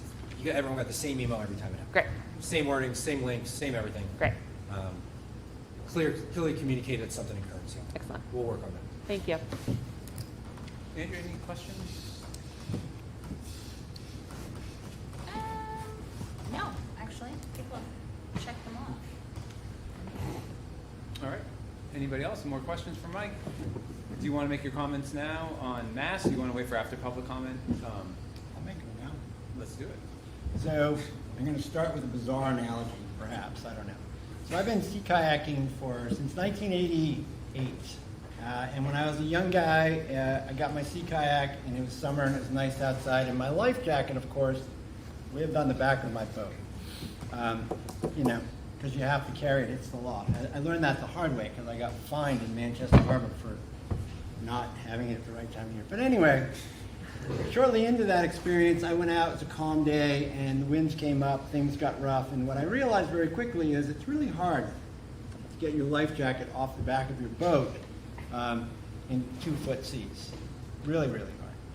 So that day taught me that whenever I go paddling, I went this afternoon, it was very warm, I wear a life jacket. It is a precaution that I always take.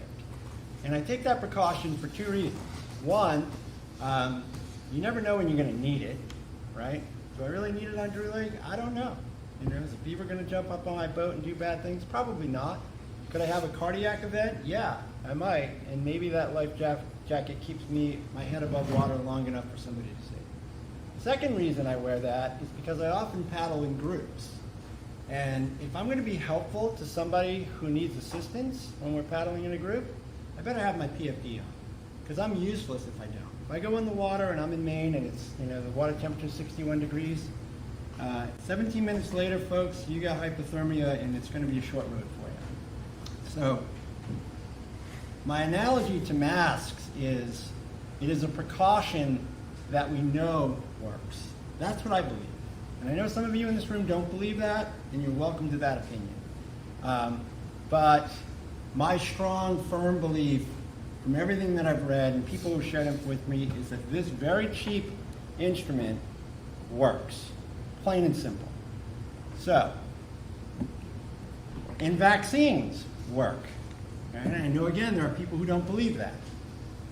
We have a long history in the United States and around the world that, yes, it does. We do not have children that have polio for a reason, okay? Vaccines work, masks work. If you're in a cancer ward with kids, people are wearing masks. Physicians are wearing masks. The kids might be wearing masks. They work. So if our goal, optimal goal, and we all remember last year, is to have kids in school 180 days, then our cheapest precaution to make that happen is to say that we're all going to do what's best for ourselves and for the community by wearing a mask. And that's where I'm at. And I don't, I guess you're supposed to come to these things with an open mind and say, yeah, I might shift. I'm not, okay? That's what I believe. That's the reality of where I am today.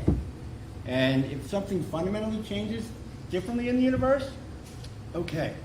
But the tide is coming. I traveled through 15 states this summer. I have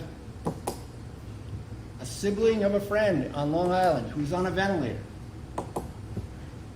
Didn't believe in the vaccine. Didn't believe in masks. So that's where I'm at. Pretty crystal clear. I don't think there's any gray in my comments. Universal mask is where we should begin. Someone else want to make a comment? Want to go first? Norm, go for it. Why do I gotta go next? Because you look like you wanted to. I can go, that's fine. You're happy to go. I can go. I'm happy to go whenever. Please, Oh, ladies first. Okay, well, okay, There you thank go. you. Yeah, so I would just like to say, we got, in the last week, I think, we heard from 67 different parents about our upcoming mask discussion. 64 of them were in support of masks, universal masking specifically. 3 of them were not. I look forward to hearing from everyone here, but that is over 95% response from the community that we've heard from thus far about that, and I think that that's an interesting data point for people to hear from. Similar, I don't know for sure. We have not been in this situation before where, well, first of all, I'd like to say I am deeply committed to trying to do whatever we can to keep kids in school 180 days. I don't know of anyone who's like jazzed to go back to last year. So I think it's really important to try to do what we can to keep kids in school for as long as possible, and hopefully the entire duration of this year until we're out of this.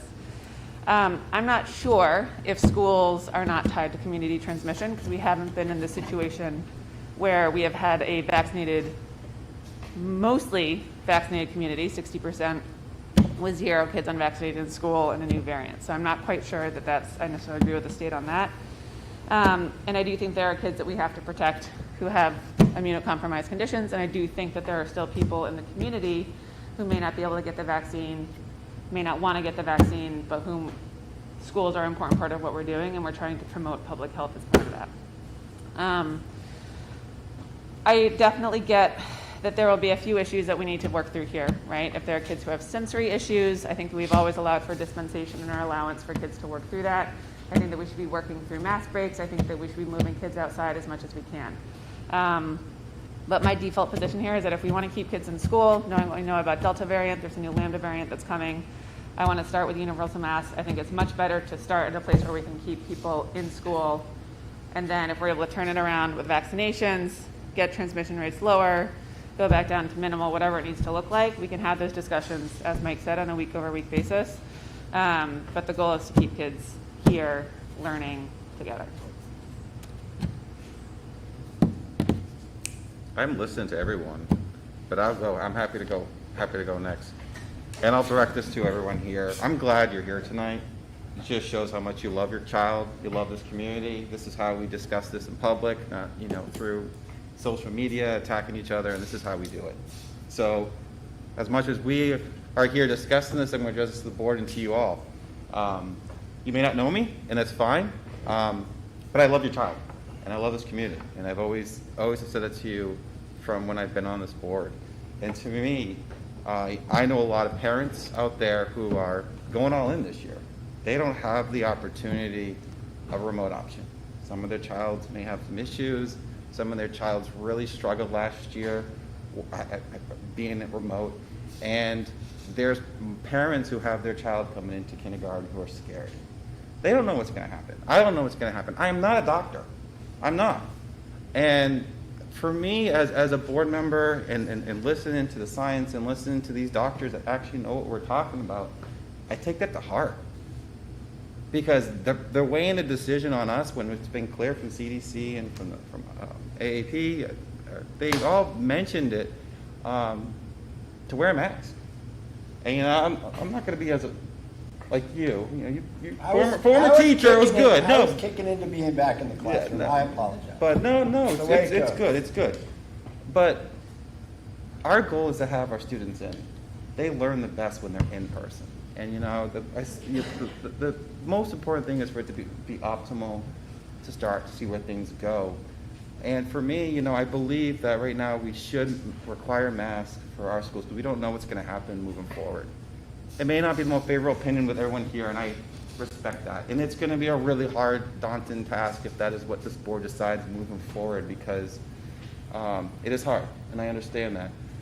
But I don't want our children or our community to be a statistic on that chart where we're having to look at that saying, the choice that I made here at this table led to that. And to me, that means so much, because the choices I make have ramifications on your child's learning, on your health, and I can't have that on my conscience at night when I know that right now is the safest when I have science and I have people telling me this. So I am absolutely open to looking this down the road, with data, and if we get another 38 doctors saying, hey, you know what, take the mask off. They know what's best, and they're part of the community. And I'm going to tell you one other thing. Last year, we didn't get that. They didn't know what this thing was going to do. But there was a ton of support with that. And to me, it said a lot because they know what's best for this community. So I would say to start right now, it's important that we would mandate masks throughout the schools all the way through high school, and include in our staff. So I appreciate that everyone is here. However, this is the only time that I get to have a discussion with my board members, so I'm actually going to direct it to my board members. Yeah. I appreciate the points of view. I wholeheartedly agree that for our younger kids who are not able to get a vaccine, that a mask would be the highest level of a mitigation option that children who are not able to get a vaccine can have. And it is also the least expensive. For children 12 and above, the highest level of mitigation and the cheapest thing they could get is a vaccine. A vaccine is by and far more impactful than a mask. It just is. I have no control over 12 plus kids. I have no control over teachers and staff in our schools. I do know that we have a upper 90%, 95+% of our teachers and staff have been vaccinated. We knew that from last year. At this time, even though it feels very scary in the rest of the country, and I hear that, I feel it as well, even though I am looking around and hearing of breakthrough cases, I also am knowing that healthy individuals who have been vaccinated are not ending up in the hospital, or at least not in the ICU. They're not ending up in the ICU and they're not dying from it. Last year, our big push was to get our teachers vaccinated. And we said that once that happened, we could come all in and we could start looking at making masks optional. We are now at a position where I get it, numbers are rising. I do see that. We are seeing some numbers in Hopkinton and some numbers in Concord. They're not astronomical. To start off the school year with the relationships, with the messages that we've given our teens, our 12 plus kids, in asking them to get the vaccine, and the messages that we've given our teachers in asking them to get the vaccine, with the numbers as they stand now, I would be comfortable going forward with a modified mask requirement that would be optional for our 12-plus-year-old students, so our middle high school students, because if you're 12 and you're at Maple Street, tough luck, you're still getting masked. But for our middle high school students, it would be optional, and for our employees, it would be optional. I am open to continuing to monitor this down the road, or if something were to change tomorrow, I would be fine with that. But I feel that at this time, if we were to say that this incredibly low number is not enough, I wonder what will be enough. Can I get back on, just to comment towards that? No, I'm going to go first. Okay. And then you So I'm not going to repeat, I think, a lot of what Andrea said. I mean, I didn't come to this meeting with my mind made up. I do value thoughts and opinions. I know I'm not an expert, and I'm also not a black, I don't think black and white is shades of gray and everything. And so when I look at the two options here, I too am comfortable with the modified approach. I appreciate your analogy, Rob. It was helpful and it was good. And I think, you know, everybody, all the students at the middle high school have the opportunity to get vaccinated. We we made, I think last year, a strong push. We had clinics at the school to encourage, we really pushed to get our teaching staff the opportunity to have a clinic and be vaccinated. I think that's all very important. I think many of our students at the middle high school will likely wear masks if it was a modified approach for all sorts of reasons. We don't have to get into all of them. And I know many students who signed up, went and got vaccinated, had done so with all the right intentions, who are at low risk, both to get the virus as well as to spread it. So I put all that together, and I agree that our younger students who do not have access to the vaccination, it's better for them to be masked. And so what really between these two is, you know, what is the role of vaccinations? What role do those play in the health and safety of our student body when we don't have large case counts of our students? And we are going to have case counts. So if we have masks or we don't have masks, we saw last year in our schools where we had everybody masked, that there were still cases in school. We're going to have cases in school. That's it's going to happen. Not everybody's vaccinated in the middle of high school. But as Andrea said at this point, like we have like there are numbers. They are lower numbers, and so it's how does this board make a decision on when we mask or unmask? I think with the vaccinations, both of our students and teachers at the middle high school, it feels like a low risk. It's not a zero risk. Like our job, there is no zero risk, but it's a low risk. And if numbers increase, I have no problem asking for masks. I agree with you, Rob. It's a low cost, it's effective way. And I also think at the middle high school, we have a large layered mitigation approach that's not available to our elementary school students. And so I could see on August 10th, which is a long ways away from, yes, August 10th is a long way away from when we start school. And I could see our environment drastically changing. But on August 10th, as I think about back to school plan, how we're communicating to our students and our teachers who did get vaccinated, the public messaging, those students and faculty members are safe. It's not foolproof, but they're safe when we're in a certain transmission risk, and that's where we are right now. We're not at accelerated or high. So I'm not a doctor, but I play one on TV normally. No, so anyway, so all that being said, I feel like today I'm comfortable with the modified mask. That could change in a week or two. But for students who are doing everything right in order to be full participants in school and society, it feels, to me anyway, like the approach is to provide a modified mask, optional. Circumstances changes, we adjust as we go. But on today, August 10th, I feel like a modified approach makes a lot of sense. All right, so we've all had our opening remarks. Rob, I don't know if you want round two? All right. So it's odd that I'm sitting in the middle because I think it's also when the optional thing, in our pre-board discussion was a thought process. Initially, my thought was, I understand that. I get that, okay? K-6, mask, middle high school, optional, that was somewhat acceptable to me. And then I took a good week, not an afternoon, to think about it. And a few things really sort of like percolated for me. The vaccination rates. So at best, I guess we can assume if it's similar to what we're hearing, we're at about 30%, maybe plus or minus, not vaccinated. That is a concern. 30% of the kids in our schools not being vaccinated worries me.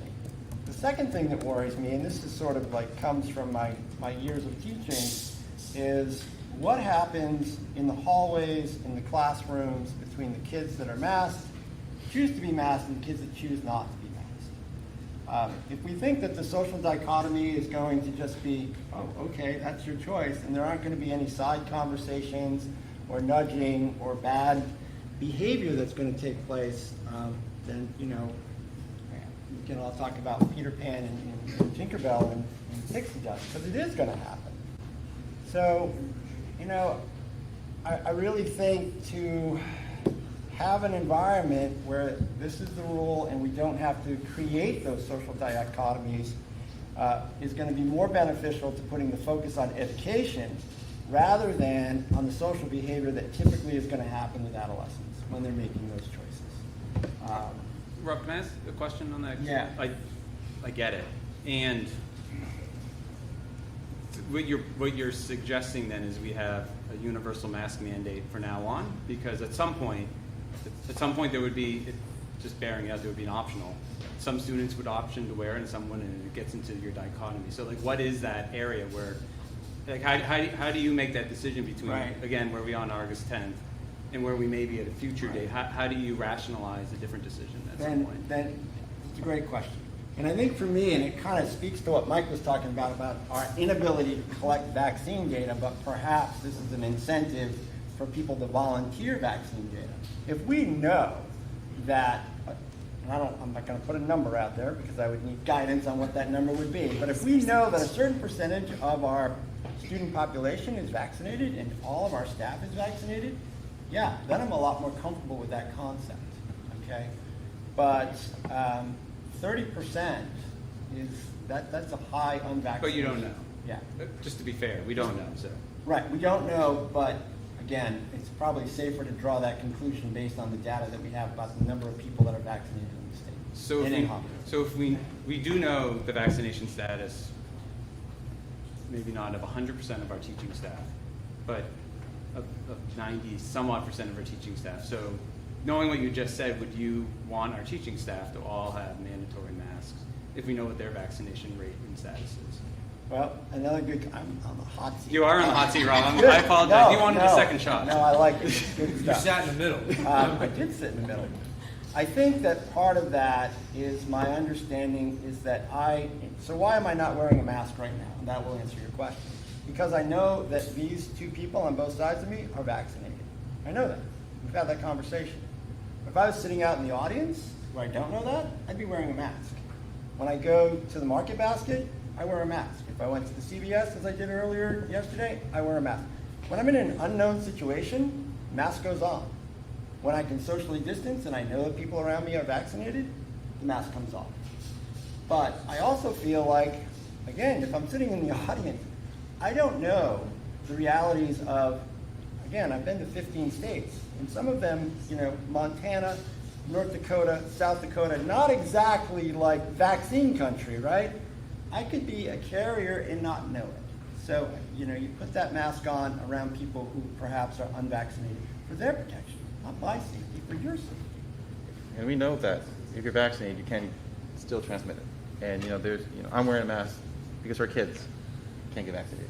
And to me, it's just, it's a collaboration of working together to get, you know, if people's choice, we don't want to get vaccinated. You should get vaccinated. But if people don't want to get vaccinated, it's their choice. And so I understand the same thing with the mask. But based on the information we've received from people who know science, they've made it very clear. So I guess it's sort of the same question. So, It's not, so until we know vaccination status of 100% of our staff and student body, again, I'm just looking for clarity. Like, we want to keep mask mandated. Until we have universal. real numbers on the vaccination status of our students and staff, I feel the best course of action is to continue to ask everyone to wear a mask for their own protection and for the protection of others. Again, you know, the sacrifices that people make in their lives, both contemporarily and historically, this is an extremely small sacrifice. That's just how I feel, given the knowledge that we have. So that's why I think as a board we should say, okay, we're going to err on the side of perhaps some might say more caution. But that's a caution that I think is well worth taking. Dulcie, I'm sorry, do you want to say something? Yeah, I mean, I think the two factors that I think about the most are vaccination rates and whatever is dictated to be at herd immunity, which I think is 80 to 85%-ish with Delta, but we could look to guidance for that certainly. And then I think the other thing is someone sent through the daily trends for cases, and where we are today is where we were in November of last year, which is significant. So whether or not the wave is at the shores or it's coming, like in our state, it is starting to pick up that rise pretty significantly, and I think we have to be aware of it. And I really, really want to keep kids in school, and that's what I care about. I agree with you, Jim. It is August 10th. And anything can change. You don't have to agree with me. No, I'm not agreeing. Agreeing. No, I'm agreeing with you that anything's changed between now. We don't know what's going to happen, but we have to give some type of signal to the superintendent of schools in order to get his team whatever's ready. And at this, if school's to start tomorrow, this is how I would feel.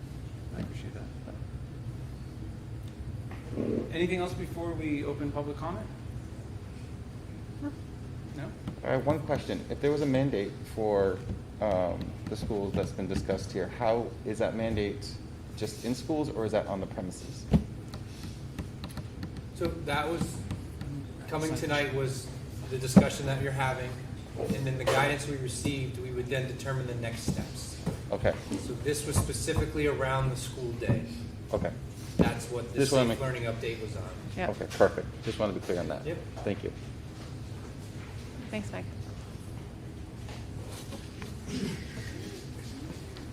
All right, so what I'm going to do, I'm sorry. Is there a second? I ripped it off.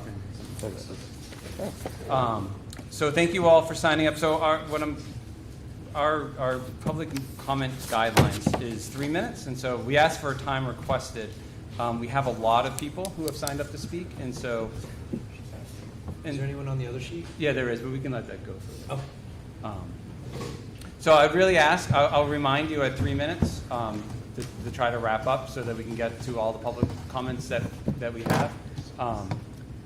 If you signed up for like 6 or 7 or 8 minutes, I'd really ask you to try to do 3 or 4. But after 4, I'll probably ask you to move on. So don't take it as me being rude, although you could take it as me being rude. I'm not trying to be rude. I'm just trying to give everybody an opportunity to speak. So I'm going to call the first person on the list, and I'll let the who's on deck know they're on deck, and then we'll just try to move us on through. So I appreciate all your patience. So first up is Amanda Gilman. Oh, Amanda, as you come up, come on up. I also want to say we did receive a lot of public comments via email. I think has been alluded to over the last couple of days. Thank you very much. I know I've read them all, and I'm pretty sure my colleagues have read them all. So thank you. Those public comments will be available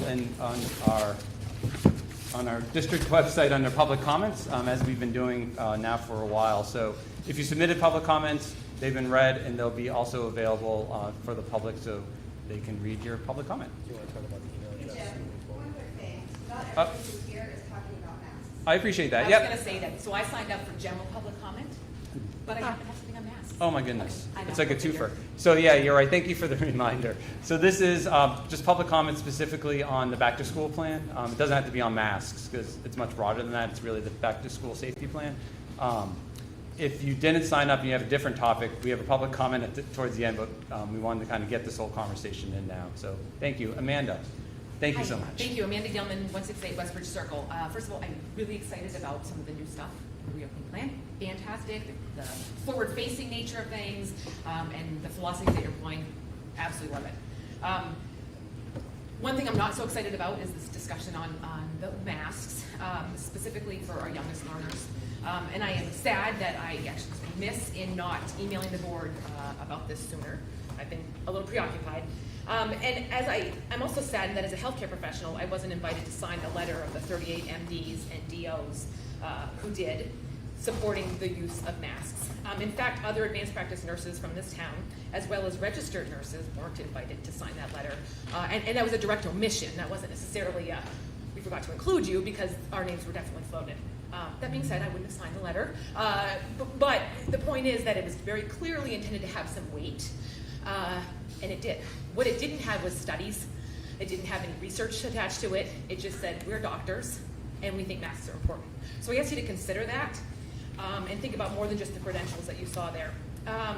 So in terms of studies, I asked you to think about our youngest learners, the science behind it, specifically K through 3, who we know learning is most impacted by masks. And so this has nothing to do with vaccine, obviously, right? It's all about learning and risk-benefit ratio.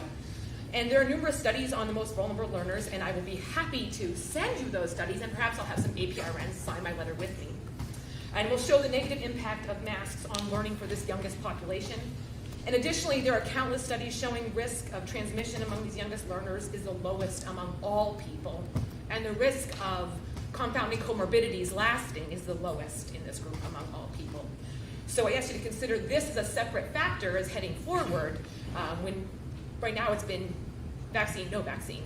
And I want you to think about risk-benefit ratio and the impact of learning on these students, because staying in the school for 180 days is important, but being an active learner is just as important. Thank you. Thank you. Thank you, Amanda. I know it's hard. I'm going to ask to not have applause. I appreciate it. I get it. But it's, there's other people with different opinions who are going to speak, and this is a public comment, not a pep rally, and we're not here to cheer each other on. We're here to provide public comments to the board. So I would ask you to respect that, please. So we have James LeBeau and Julie LeBeau. Mrs. Tuff, you want to talk on? Okay, perfect. So Trish Lambert, and then Dave Lambert, you're on deck.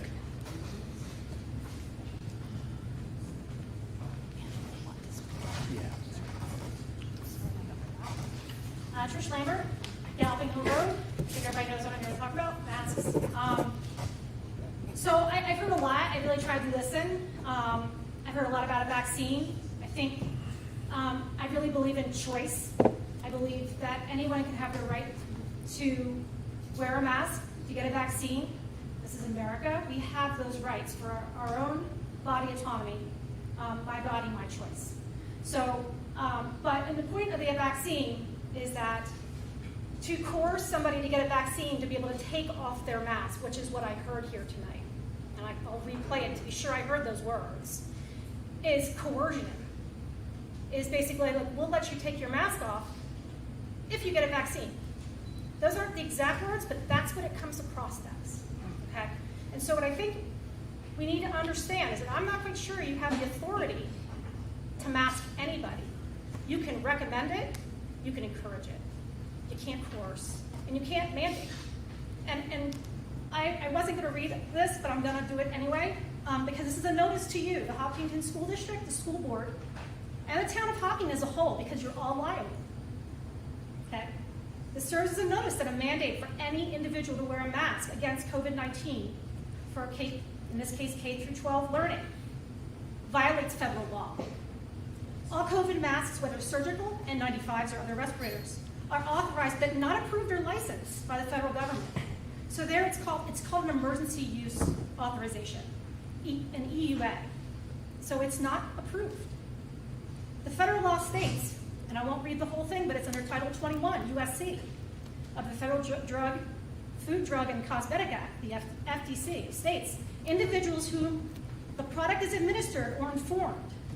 1, the Secretary has authorized the emergency use of this product. 2, if significant known or potential benefits and risks of such use, and the extent to which these such benefits and risks are unknown. And 3, an option to accept or refuse the administration of that product. Masks are in fact, they are emergency use only. They are experimental. The Nuremberg Code is clear. I've said this before. EUA products, by definition, are experimental and thus require the right to refuse. Under the Nuremberg Code, a foundation of ethical medicine in no way may be coerced, and that was the word. That was what I heard tonight, coerced, to participate in a medical experiment, which this is, because I've been asking for data, and I appreciate any data you give me. I will look at it all. I mean, but I want real data. I don't want it off the website. I know the state data. I work for the state. I've said that before. I just want the data. I have right to nose into Dr. Chan, and I already have my answer. And I'll leave it at that for now. Trish, it's been about 3 minutes. Okay, I Thank will you. wrap it up. So the bottom line is I am going to, we do not consent. We do not consent, we do not consent. And I will file that with you that we do not consent. And if there's anybody here, anybody listening that wants something to not consent, I'd be happy to help you. Thank you. Thank you. Dave Lambert, and then Cheryl Morse. You get that right? Perfect.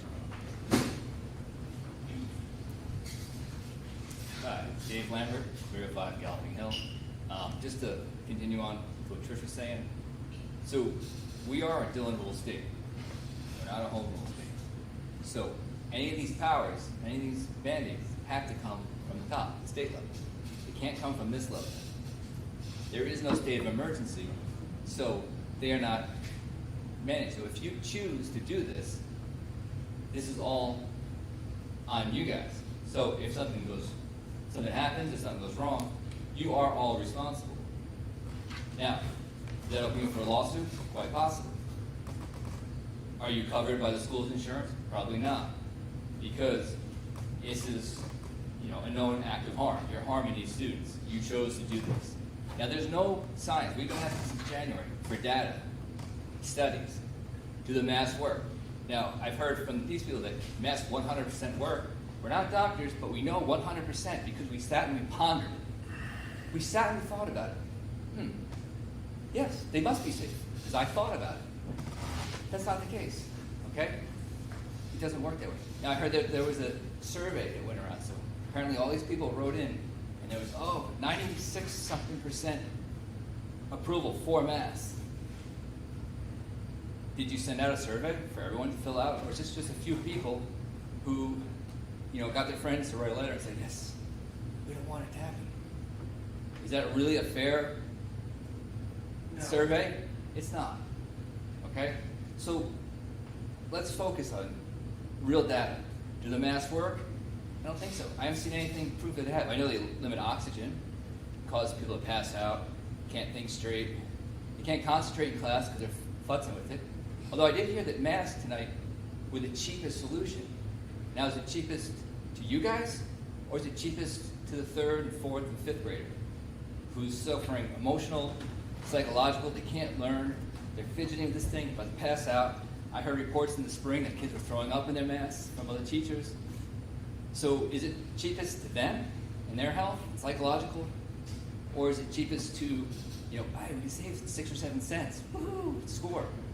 So we have to think about for the children. You're all saying, it's all for the children. Let's focus on the children. Is it safe for them? Is it healthy? We know that they can't, they're the lowest group to possibly get. We know the recovery rate is 99.9% or something like that. It's the common cold. We all got sick as kids. We all got over it. We didn't put on masks to make us breathe in our oxygen or our carbon dioxide and make us sicker again. But we went outside and we got healthy. Our immune system is amazing. Putting the mask on just hurts our immune system. Okay? And to think that putting the mask on will just squelch the conversation and we're all good, we're all safe.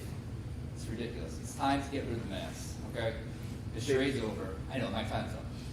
So please, I'm glad that you're considering, there's definitely a shift in the thought process from last year, but it really needs to start where it's optional.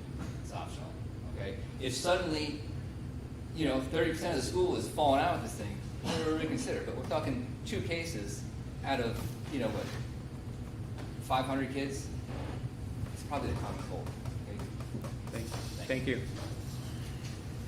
Next is Cheryl Morse. You got it. And then we have a Robert Morse. I'll take his turn. Doesn't work like that, sorry. Robert Morse. Okay. Rita Blanchard. Now, if I speak now, do I have to speak at the end? Yes, ma'am. We're just trying to limit to this topic for now. Got it. Doesn't have to be mass. It's a safe return to school, so it doesn't have to be a mass. Safe return to school. My phone almost died. Rita Blanchard, Hopkinton for over 30 years. I'm pretty confident everybody has my email. I would love to see the science that helped you to decide to mask the kids. This is from the CDC.gov as of 8/7/2021 in New Hampshire. 0 deaths from COVID. The last deaths from COVID were reported May 15th, 2021. This might be astounding, and you might want to refocus your energy on this vaccine. Pneumonia, 11 deaths, and those deaths are pretty routine. There's a couple more areas. I'm sorry, 2 days ago, 11 deaths. 4 days before that, 11 deaths. The day before that, 16 deaths. Pneumonia.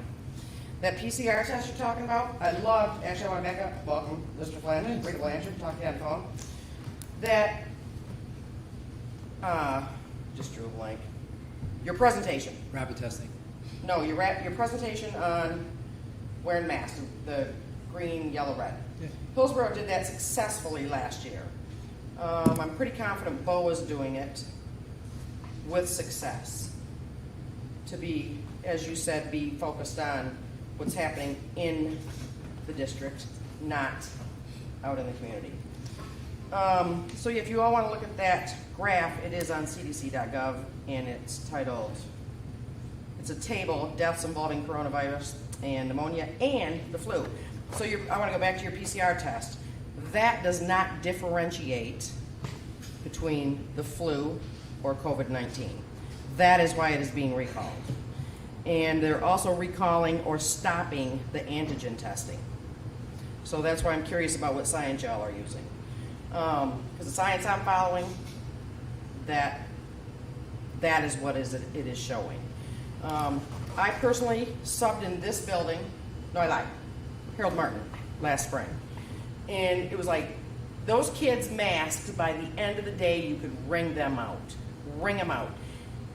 ICU nurse, I had to monitor CO2 levels and oxygen levels on ventilators. There was no way those kids were getting as much oxygen as they needed to their little brains. They can only read my eye expressions. Children learn with body language. I'm not a teacher, I don't pretend to be one, none of that. But my kids knew when I was happy and they knew when I was upset. And those kids can't see anything except your eyes.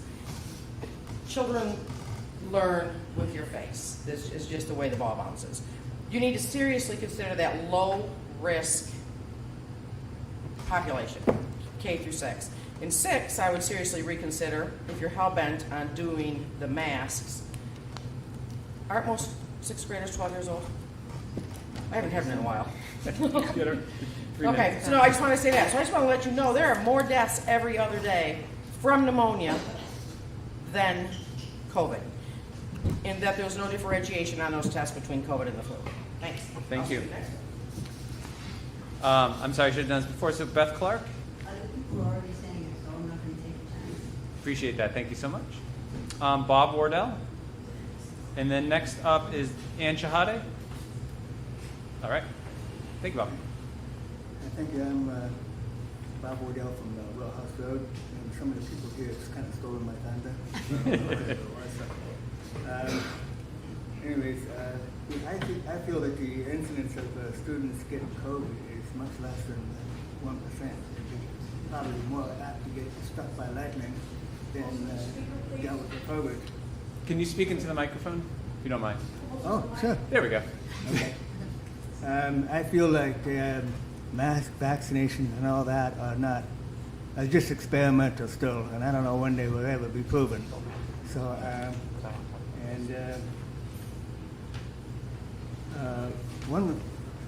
I just don't believe that anything should be mandatory. Vaccines, masks, I think it'd be responsible, especially if the numbers go up or something like that. But right now, I think the numbers are so far down, especially for Hopkinton. Thank goodness we're not in the southern border of Texas. I mean, it's a little different. But another issue I have is I'm hearing impaired. And for some people who are masking, that's wonderful. You certainly have the option of masking. That's wonderful. I mean, you're voluntary, but I can't hear much of what you're saying. So I don't know about the kids in the school system, they're having the same problem or not. I don't know if we have any hearing impaired people in school, but heaven help them if they do. So that's my say. Thank you. Thank you. Ann Shahade? And then next would be Molly Richter.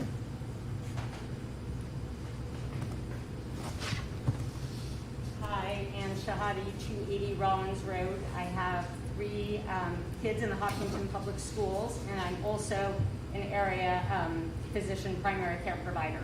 And a bunch of physician, parent colleagues and I were just having a conversation about back to school plans, especially with the advent of the Delta variant, which is a bit of a game changer. And we're looking at a different strain of COVID than we did last year.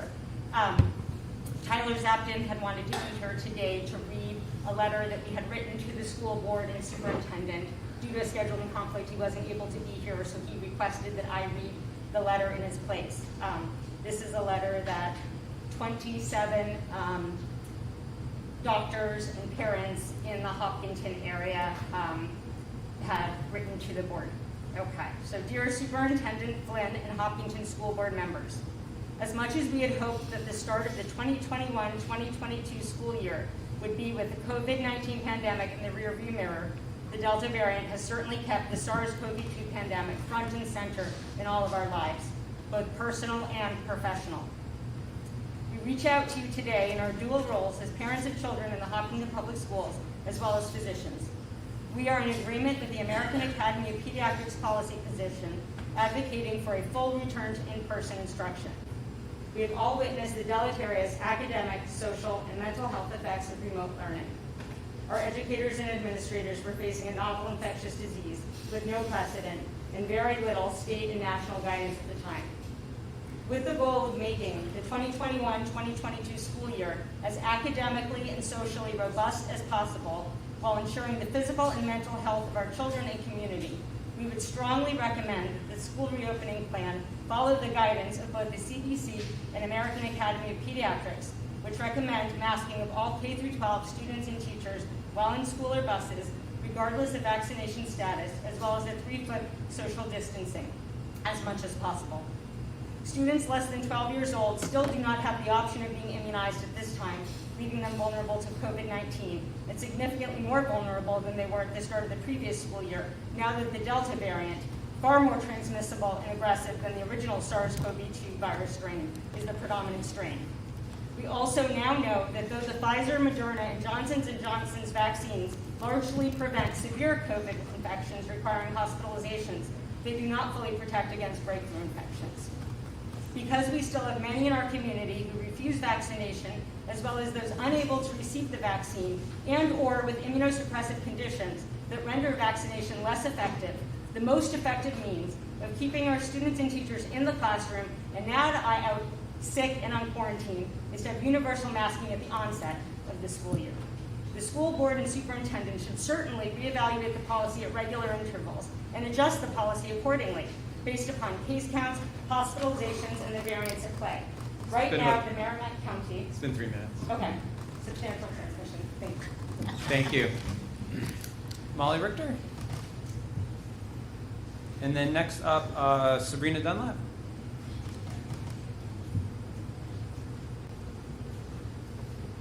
Hi, everyone. Nice to see you all in person. Hello. I don't want to repeat. I did send in public comment. I don't want to repeat all of that. You all read it. I don't want to repeat things Ann just said. I am coming in support of universal masking, not just optional masking. I have one child who's graduated, you guys know, and one who's still in the high school. If you can step closer, that'd be great. Okay. So I have one kid who's still in the high school. So I'm really focused on that level, and I'm kind of distressed to hear that you guys are feeling okay with the idea of optional masking in the high school.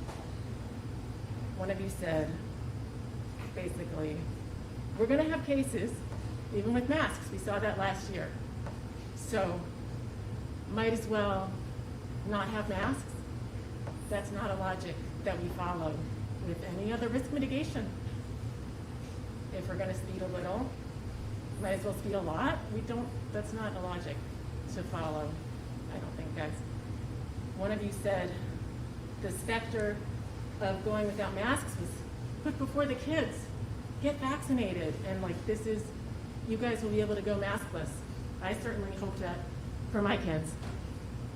But things have changed.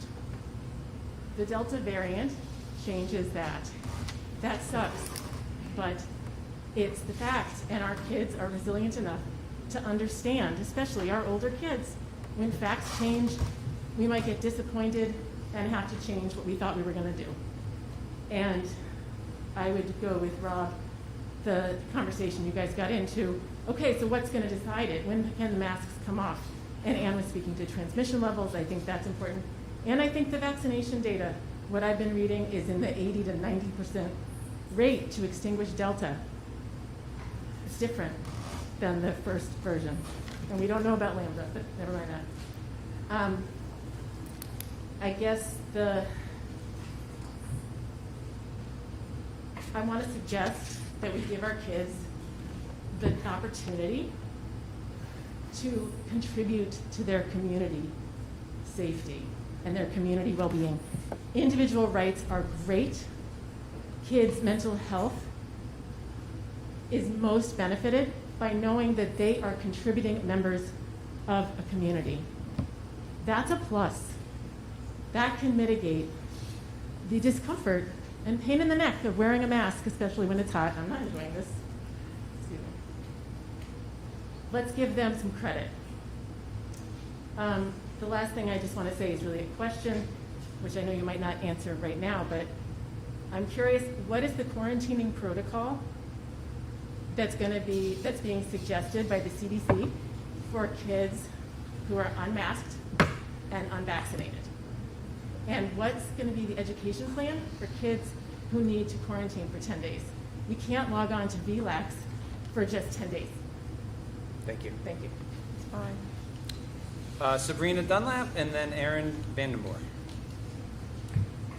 Hi, Sabrina Dunlap, Gould Hill Road. Jim, can I ask a clarifying question to start? I can try to answer. Okay. So on the contact tracing issue, is it correct to say that if my kid's in class and 5 kids end up testing positive for COVID, we would not find out as parents? No, I don't believe that's what's said. I think if Okay. any positive cases in a classroom, the parents are notified there's a positive case in the classroom. Okay. I don't. No, that's what Dulcie asked, so that's what we would follow up to allow the parents to know that what's going on. You would Okay. not know the student. Right, yeah, Okay. got that. Okay, so I just want to offer my strong support for universal masking and happening in schools. We don't know everything about COVID, but we've learned a lot over the last year, and we know it's better to try to get out in front of this than to be reacting to a crisis. And COVID has shown us over and over we can either take modest actions now and try to get in front of this, or we will be forced to take more drastic actions later. On the data point, if you focus on the goal of keeping kids in school, I think the data and metrics become less compelling because they're incomplete, there's lag time, they're delayed. And so I think once the measurable spread is showing up, the horse is out of the barn. It's playing catch up with our kids' health at stake, and I caution over reliance on the numbers and encourage a little more maybe common sense. If the goal is to keep our kids in school, I really think this is a no-brainer. Masks are not 100% effective at preventing the spread of illness. Nothing is, but we know they help. I'll put my family in masks. It's a whole lot more helpful when other people will do it too. And exceptions can be made for kids who need them. For families like ours, for so many like us, it's not political. It's a practical health issue. And people with the privilege of good health have no idea what it's like to try to move through this world with a chronic incurable illness. And we've been doing it for 8 years with our rising 3rd grader who has a severe autoinflammatory disease for which there is no cure. And the grief and struggle of just sending her to school in non-COVID times is real, even if it's not visible to people. There's many illnesses that aren't visible. Kids who've had cancer, kids with diabetes, my immunocompromised kid. And I want you to know that, I want you to understand, we've been doing many of the precautions that are now the norm because of COVID. We've been doing them for 8 years because we have no choice in the matter. Every day is a risk-benefit analysis for us, every single day, even pre-COVID. And so if you start school without proper mitigation, without masks, that risk-benefit analysis changes drastically for my family. It means we can't send our kids to school. It's that stark. If everyone would be willing to do the simple thing of wearing a mask, it lowers the risk for everyone. We're doing what we can as a family. At some point, we're dependent on the goodwill and reasonable actions of others in this community. All we're asking is that people take this simple, easy step so that vulnerable kids can attend school too and be part of this community. Thank you. Thank you. Aaron Vanderboer, and then Elizabeth Sides. Hey, Norm? He doesn't want to. Oh, can you hand that? Just put that back. Okay. Excuse me. Hi. Hi. Erin Vandenborg, 1017 Broad Cove Road. I came here this evening to request that the board require mandatory masking in all Hopkinton schools. We know that public health and medical experts are aligned in recommending universal masking for schools. I recognize that the guidance coming from the CDC and the American Academy of Pediatrics is just that, guidance. But there are no factors, in my view, indicating that Hopkinton should be exempt from following that guidance. To the contrary, COVID data collected by the state of New Hampshire shows that the 7-day average of new cases is higher now than it was at this time last year, both for the general population and for kids ages 9 and under. Notably, the new case rate is approximately the same now as what we saw last November. That's a really sobering thought. I would implore the school board to follow the guidance of qualified experts in this field in requiring masks in Hopkinton schools. This is a critical measure in ensuring both the health of our youngest students and their ability to go to school continuously this year and avoid the detrimental effects of more school disruptions on kids and families in our town. And I would just close by saying that, if Mr. Flynn and others on this board have as their guiding goals this year the desire to minimize risk and to keep kids in school continuously for 180 days, I don't see how anything but a conservative approach is warranted. Thank you. Elizabeth Sides, and then Jeff, I think it's Allen. I'm bad at handwriting, reading and writing, so. Elizabeth Sides, 265 Crowell Road. I wrote with my husband a really long public comment, so I'm not going to talk for very long. Anyone can read it. I am really at a loss that we're here and that we're having this conversation. I don't think we should have to, and it hurts that we are, because this is a wonderful town, and we should want to do every single thing we can as a community, as parents, as teachers, as friends, to make sure that our kids stay in school for the entire year. If that's the goal, what is up with not wanting to wear a mask? It is not a big deal. People can say it's a big deal. It's not a big deal. My 5-year-old coming to kindergarten, who did not go to preschool, she did it remotely with Kenda, the wonderful, amazing Kenda. She is a diabetic. I am not asking everyone to do it for Kate, because I know a lot of people don't care. And they said it to my face. I am not going to have my kid wear a mask for your kid. No. That hurts, but I get it, because a lot of people are selfish. I'm doing everything I can to protect my family. My kids are going to go to school because we have no choice. We did remote last year, all 3 of them. It was wonderful. I don't want to do it again. They deserve to be in school. They should be in school. Masking is going to help make that possible. So I appreciate all the discussion. I hope you choose universal masking. And if you don't, I hope you know you're going to have a lot of parents that are scared. And I'm not paranoid. I'm not a hypochondriac. I am real. My kid has diabetes. I think everyone should want to protect everyone else's child. It hurts me that they don't. But my kids are going, and they're going to wear masks. And I guess I just hope for the best. Thank you. Thank you. Jeff Allen, and then Tim Hilton. Hey, Jeff Allen, Briar Hill Road, 92. First thing I'd like to say is it seems like some of you have your minds made up, even prior to this public comment, and that's disappointing to me. Because I think the purpose of, whether you're hearing from one side or the other, the purpose is to come into this with an open mind and hear both sides and then kind of weigh a decision from there. So please have an open mind. I am here specifically to talk about the mental health of our children and our students. We have 4 children. My wife and I, Michelle, have 4 children in the school district. Okay? I can tell you from personal experience that wearing a mask throughout the day causes severe anxiety and mental health issues, especially in some of these younger children. Okay? I know for a fact because my child, my youngest child, refused to go to school halfway through last year. He was crying, he had severe anxiety, he would fight us every morning, he did not want to go at all. Right? And you know who I'm talking about. Okay? So to say that, I take a little issue with some of the comments that have been made, to say that I would get up here and make a point about some of the mental health issues that our kids are suffering from mask wearing 24/7 is my kid being selfish.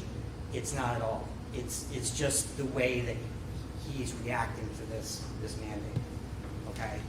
I will also point out that these younger children are at the least risk factor out of anybody for either contracting and or having severe symptoms.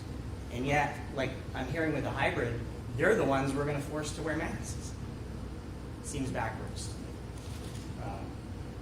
Definitely seems backwards to me. This is not a point that I've been hearing a lot being brought up. I do appreciate some of the earlier speakers did bring up this mental health issue. We can't be so concerned about the physical, especially when the physical risk for these young children is so low. We can't just be so concerned about that and completely throw out the mental health issues. Okay, mental health is important as well. Right? We have to focus on that. I will say too, there's a lot of scientific data out there that runs against the current narrative, whether it's from the CDC or whatever. There's tons and tons of scientific data out there from reputable sources, whether it's MIT, Cambridge, Harvard. If anybody wants or has any interest in some of the studies that are going on right now about the long-term potential risks of the vaccine, okay, the inefficiency of mask wearing. I mean, I don't know about you guys, but I always thought that a mask doesn't, if somebody's going to go into an area that they know is infected with some deadly virus, putting a mask on isn't going to do anything. These kids are touching their eyes, they're picking up the mask, they're touching their face, their fingers are in their mouth. I mean, you can't tell me that wearing a mask for 7 hours a day, especially as we heard earlier, a sweat-drenched mask, is somehow preventing that virus from from exposing them. That's just not logical. I mean, I'll wrap it up. To be protected, everybody knows, I mean, to really be protected, you got to have a full suit on, right? You got to go into a decontamination chamber. I mean, come on, that's just logic. I don't need some scientist to tell me that. I knew that, when I was like 15 years old. It's just logic. But I guess my last point is that I'm going to make a prediction right now. If we follow the logic of, I think, where you guys are leaning, we're going to be right back here next year. We're going to be right back here the year after. Where does this end? Okay? I don't see an end to this. To me, this is going to go on for the next 10 years. All right? That's my prediction to you. So if we're back here next year, I'll be right back here saying a lot of the same things. But I hope you guys really have an open mind when you're trying to do this decision. Thank you.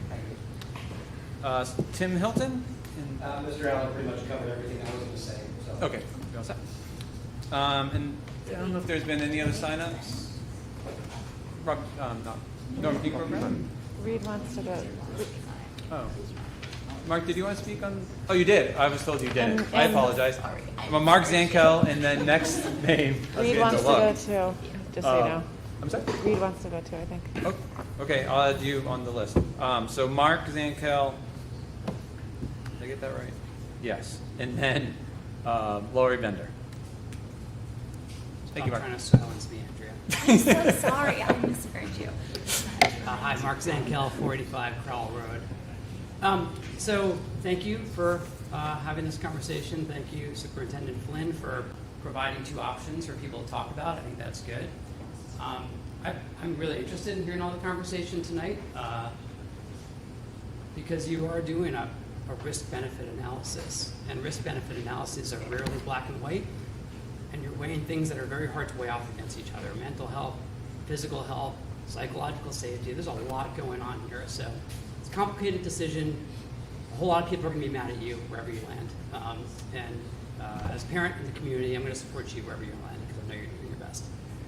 The thing that I wanted to bring in for consideration is whatever choice you make. One of the things that my son told me from his experience last year was that it was very hard to get to know the teachers and for the teachers to get to know the students early on when everyone was masked up. And I actually remember in a couple of our parent-teacher conferences, the teachers saying to me, like, I really don't even barely know who your son is because they've been behind a mask. So if they're fully masked, I would really encourage you to think about what are some unmasked times in those first few weeks, which are pretty foundational for that teacher-student relationship, when the teachers can get to know the students and their faces and who they are in an unmasked manner. Maybe it's outside, but if you do go the fully masked route, I just want to urge you to think about that first month and those foundations that really will form the basis of this teacher-student relationship for the next year, and how to accommodate that in an unmasked way in some manner. Thanks. Thank you. Next is Lori Bender, followed by Jen Flagler.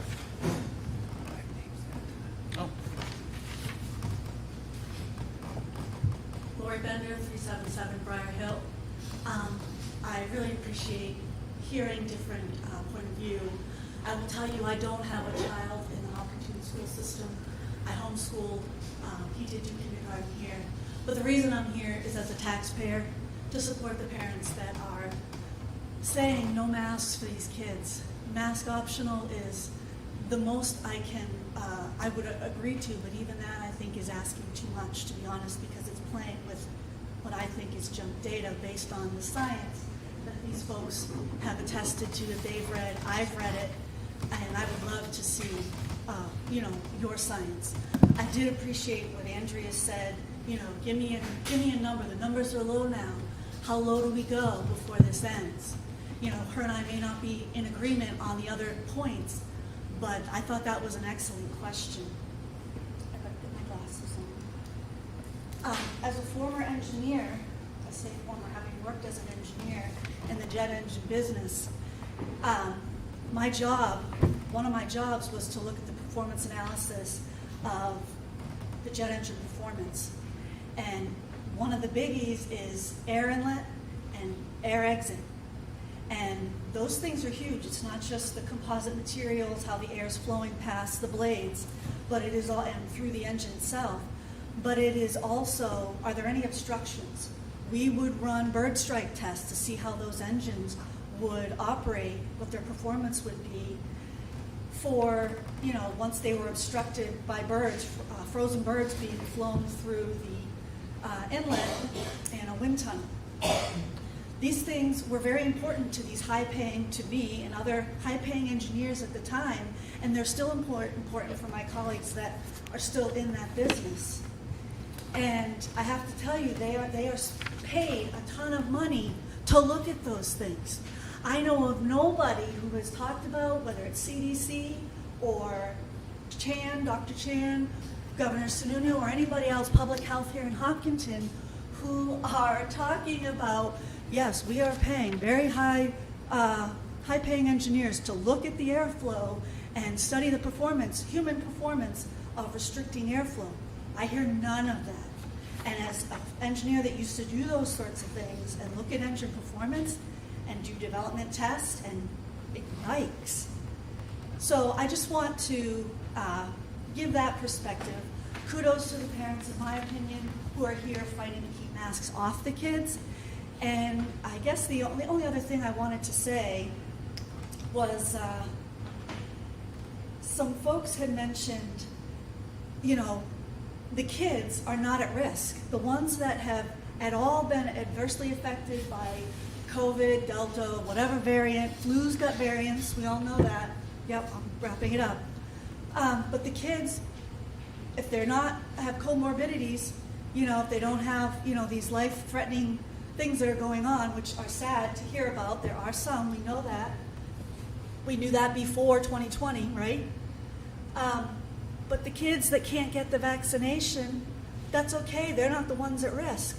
The ones that we need to care about are the teachers, and they have the choice whether to get vaccinated or not if they think that's going to be healthy to them. I don't think it's a real vaccine, so I don't think it'll be healthy to them. But I just want to put that out there. If the teacher thinks it's a risk for them, and they can either get vaccinated, or they can put their mask on, or they can find another way to serve in that field. Thank you. Thank you. Jen Glagray is next, and then Ian Tewksbury.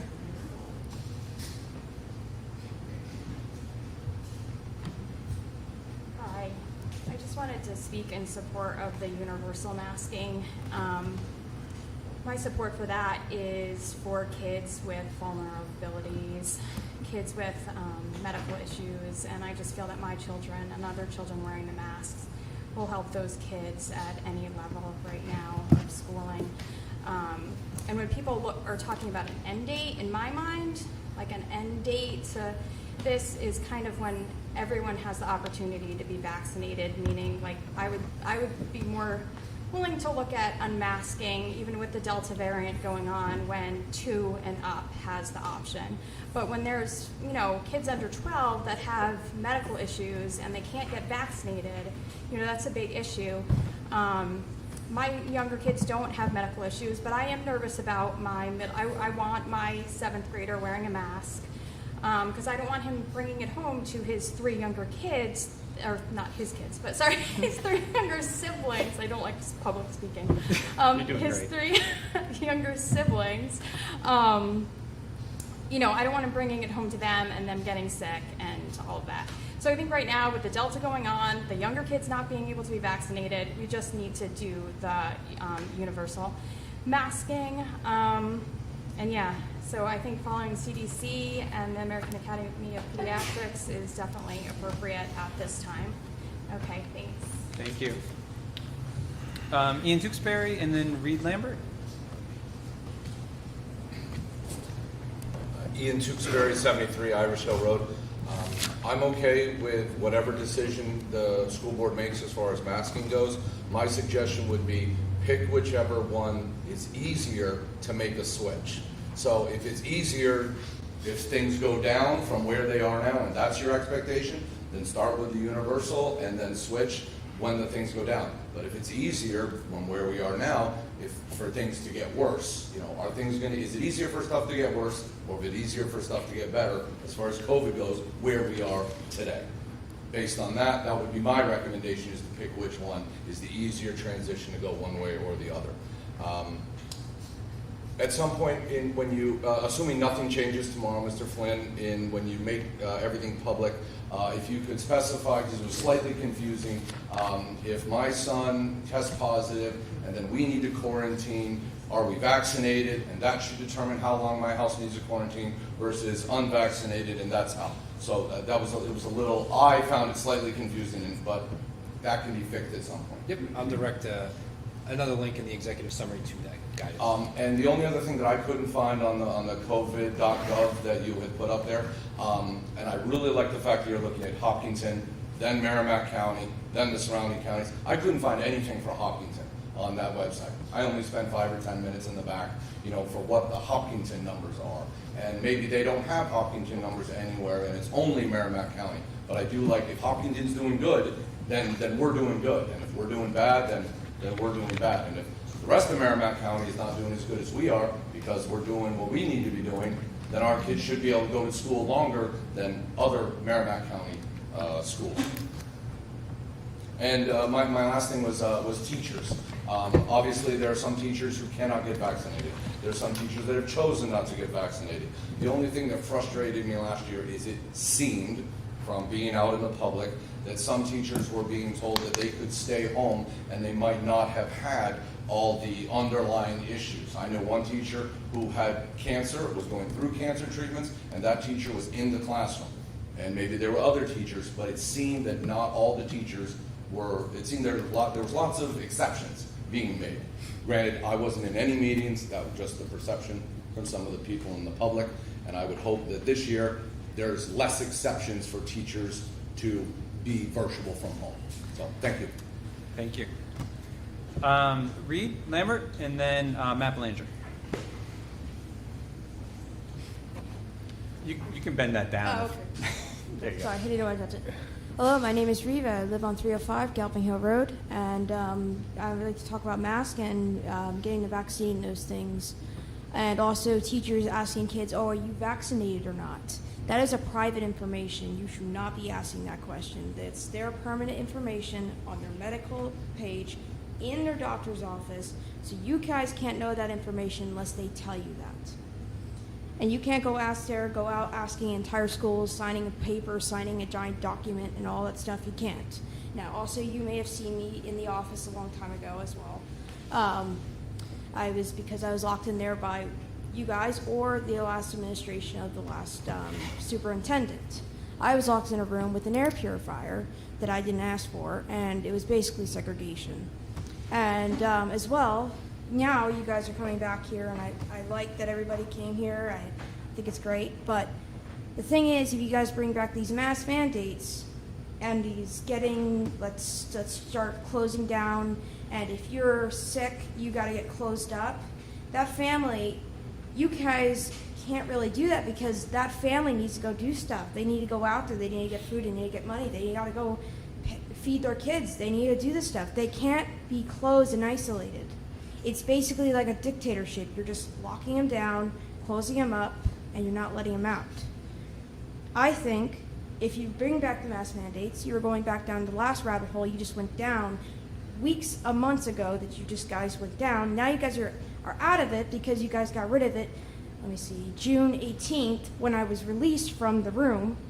And I was locked up May 7th, I was put in that room, and I was in there for weeks, months on end. And I was only allowed to use the bathroom, go to lunch, and go see kids if I need to get papers and those things. I was mostly online.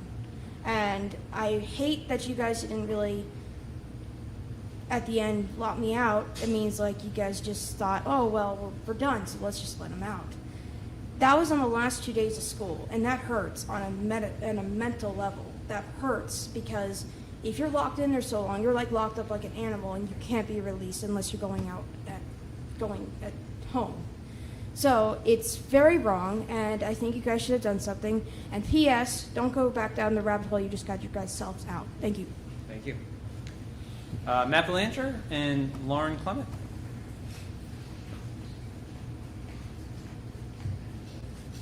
Greetings. Hi, Matt Belanger, Westridge Circle. I will start by saying I am not disappointed I lost an election 2 years ago. So, thank you all. Really, I'm not. Thank you all for your service, and welcome to Hopkinton. This is a really, really hard job. I've been there.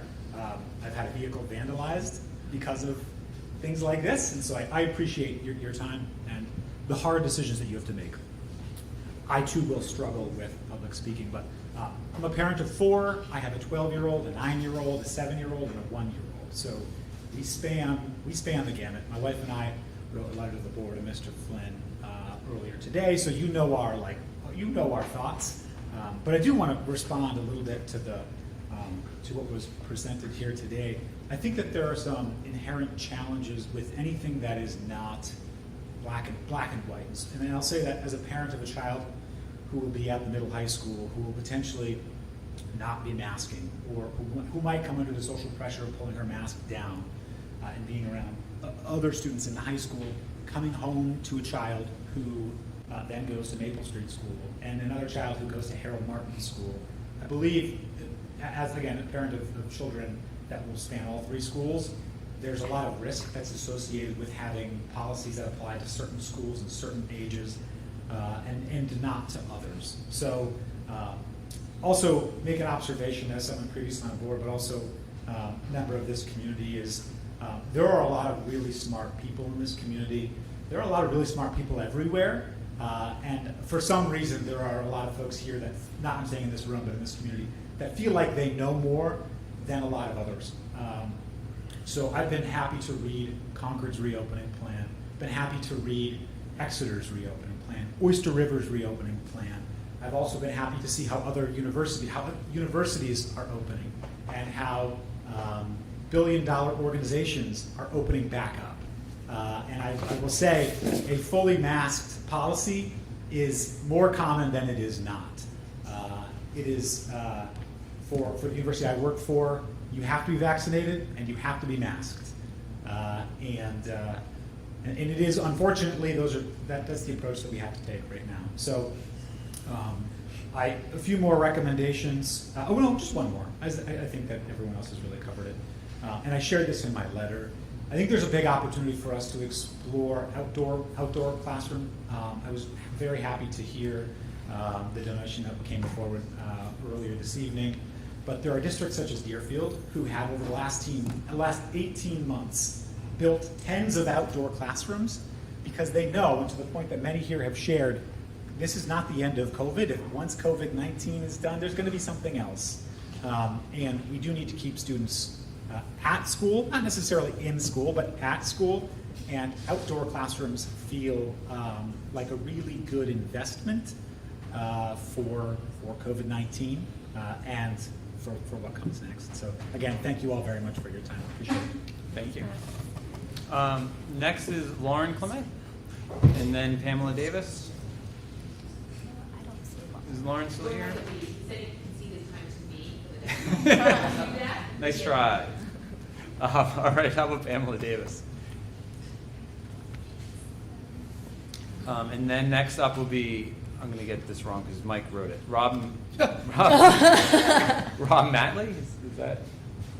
Is someone here by that name? Perfect. All right. Thank you. All right. So I'm Pamela Davis, live 57 Ridgewood Road. Can you try to speak? Yeah. There we go. Live in 57 Ridgewood Road. So I think that everyone has brought up a lot of really good points for and against. So many things that I want to say and that I feel like we've learned going through the past 16, 17 months, whatever it is. I have a 3-year-old and a 5-year-old who are the 5-year-old's going to be going into kindergarten. I'm happy to say for many reasons to know that he's more than likely going to be masked or himself unable to get the vaccine, and then also for higher risk people in his classroom and in the school. I also want to say I have a master's degree in health education. I trust the experts. That's kind of where my brain goes. I know that not everybody always trusts that science and goes to it, but that's where my brain goes. And I decided to speak kind of last minute because there was one point that I think no one has brought up yet. So the CDC says that all kids should be masked.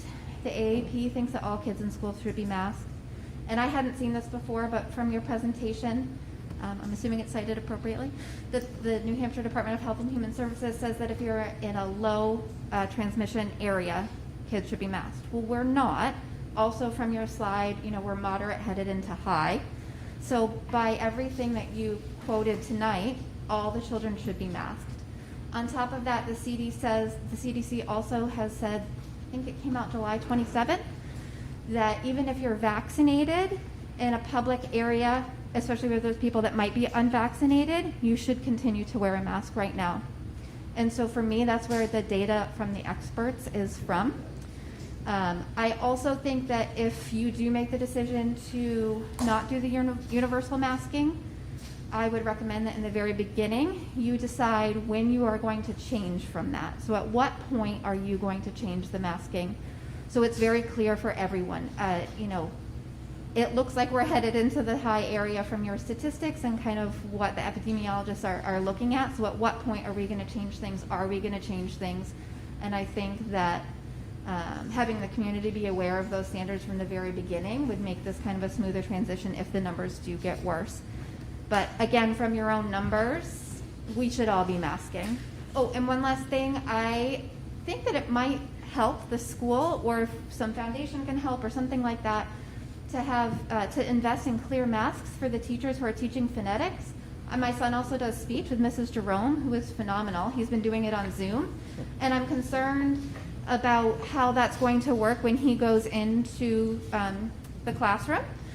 I will say there are times, he's 5 and it's on Zoom, so she'll be like, Birch, make sure I can see your face, because he's playing with the computer, and it's so important for her to see the shape of his mouth. For my own child, I would provide clear masks, but I don't know for the teachers for teaching phonetics. I just think that's something, if, there's some money we could raise or something that might be helpful. Thank you. That's it. Thanks. Appreciate Thanks, it. Rob?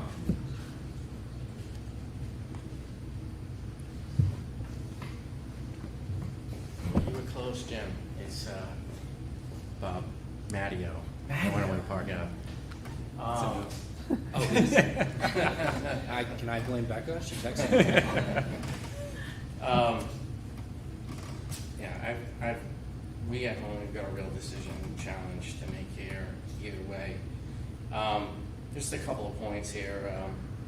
I think that survey you put out where it's 64-3, you can kind of see that kind of evolving into where we're at. You're not going to make anyone happy, whichever way you land. As this board's well aware of from last year, right? I kind of disagree with the mask mandate, but I know people on both sides, and I know this board specifically, you're concerned, right? So I know it's coming from a place, just as I know people out here that have spoken tonight against it are also coming from a good place. So it's not, no one in this room is coming from, I want to hurt children, a place that way. And I think it's simplistic, but it's just good to remind everyone, myself included. I also want to point out that, Norm, you've touched your mask about 12 times since we've gone in with your hand. So as a case in point of the dilemma that I'm going to deal with this year with the two boys is you can see that with adults, and we have that issue now. And then there's the issue of how it can be effective. With kids of different degrees, different ages. Sorry. I'm concerned with implementation. I feel like this is going to happen. It's a real concern. We have one of the chases. We have a real problem. We want to send him back to school. We couldn't last year with the back and forth, not on you guys, but he wasn't going to learn that way. And this year, we've had panic attacks when it comes to masks. We've heard of other people running into things like that. So I'm telling the board I have a real decision to make again, whether to withdraw, from school again this year if we do that, or not. The other thing is, I would like to challenge you on a couple of your words after class, over a beer or two, but on the wording on a couple of things.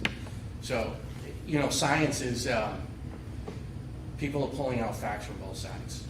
So that's all, where we're getting at.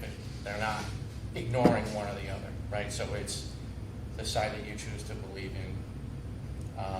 So again, this is the third time I'm saying I got a real challenge, and I really don't know what we're going to do come the fall.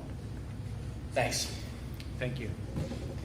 So that Rob Matteo with the O was our last person who had signed up, and so I don't know if so if you could just give us your name. Can you step up?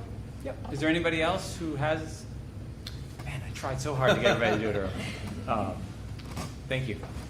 Hi, my name is Lyndon Wrighton. I live at 173 Pennacook Road. I'm here to say thank you for putting forward those plans. I could tell that you guys really thought about those, and I appreciate that you talked with the nurses. I wrote earlier and expressed my support for universal masking. I also really appreciated hearing from the parents tonight for whom the masking last year made a lot of mental health issues for their kids. And I would like to second the gentleman who came up and said, face recognition is such a foundational part of community building in the beginning parts of the year when the weather is nice. Let's try to emphasize a lot of times where there doesn't need to be masks on. My profession is environmental education, so I've made a career out of helping people be outside.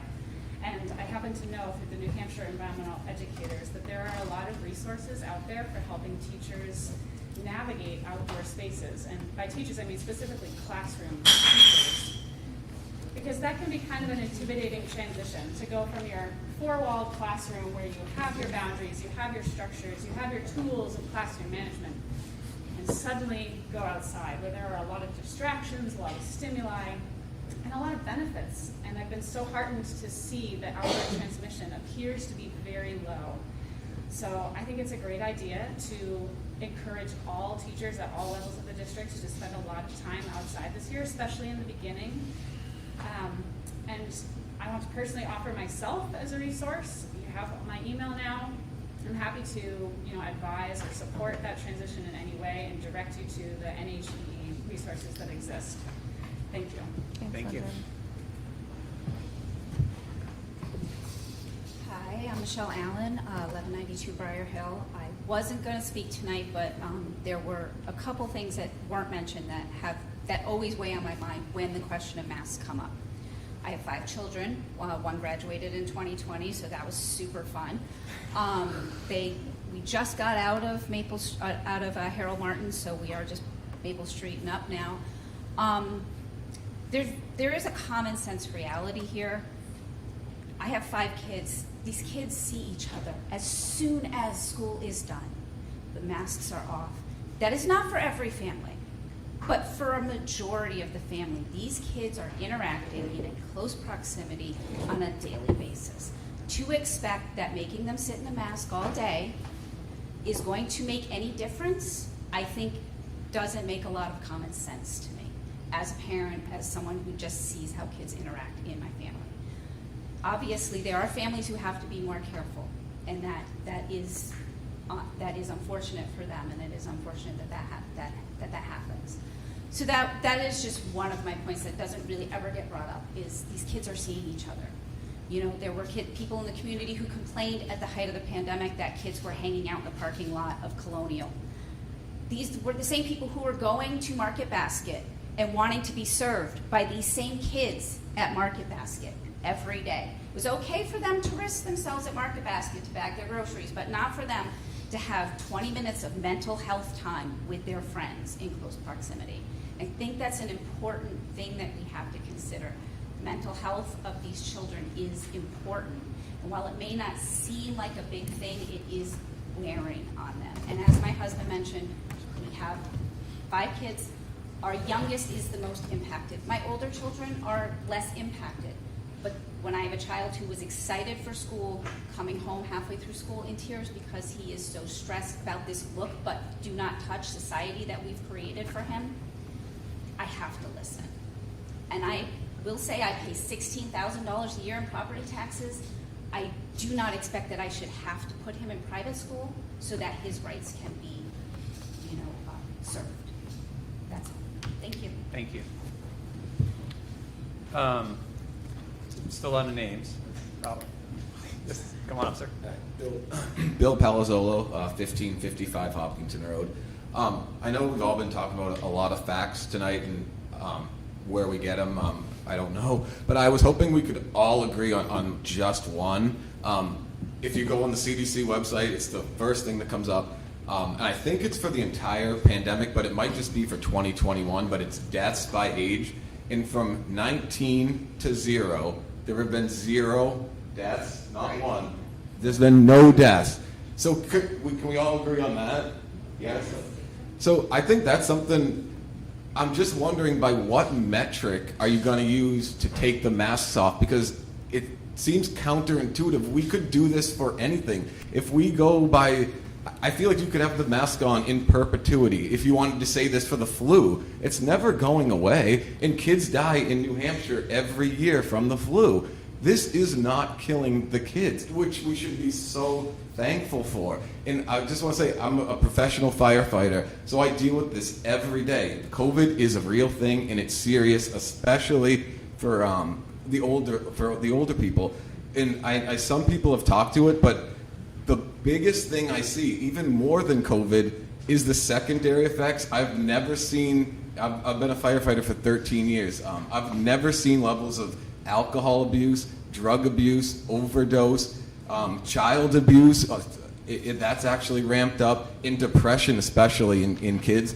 So I just want you to know, I know COVID is real and it is serious, but the secondary effects, as far as I see on the ground, are worse. And these masks really, I understand you want to protect them, but they aren't getting sick, very, very sick, and they are not dying, and we can all agree on that.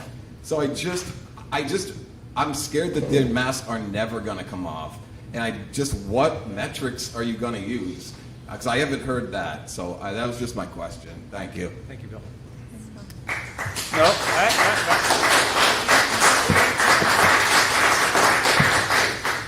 So I'm going to start clapping after I say things because it's going to make me feel better.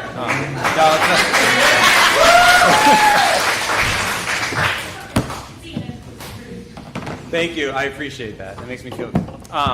Anybody else who hasn't spoken?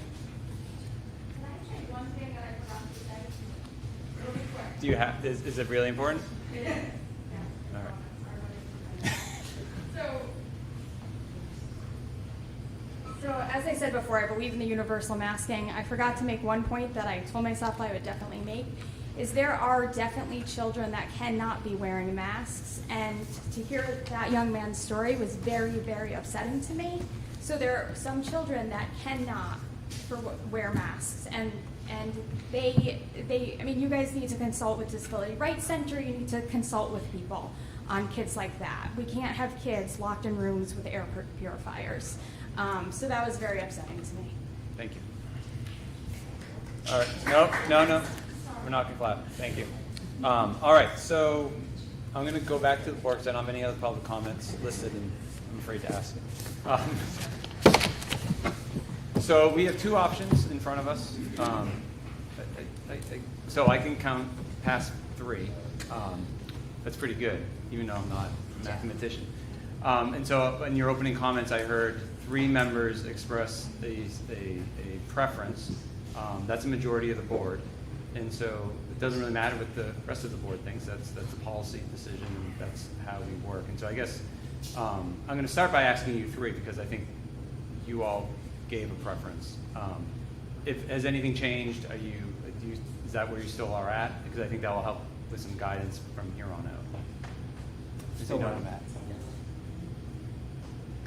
I'm still where I'm at, but I think that the mental health considerations are significant, and we should put together an extra amount of consideration towards, again, outdoor learning, mass breaks. What can we do for what Mark said, getting kids to bond outside, especially that first month of school, and working through that. But as a manner to keep kids in school, I'm still for universal masking. I want to watch my words what I say right now because, I'll echo what Delcy says about the mental health. It is a very serious thing with our students, and I understand when a child comes home with a rough day with masks, but I also understand, when a child can be tested for positive.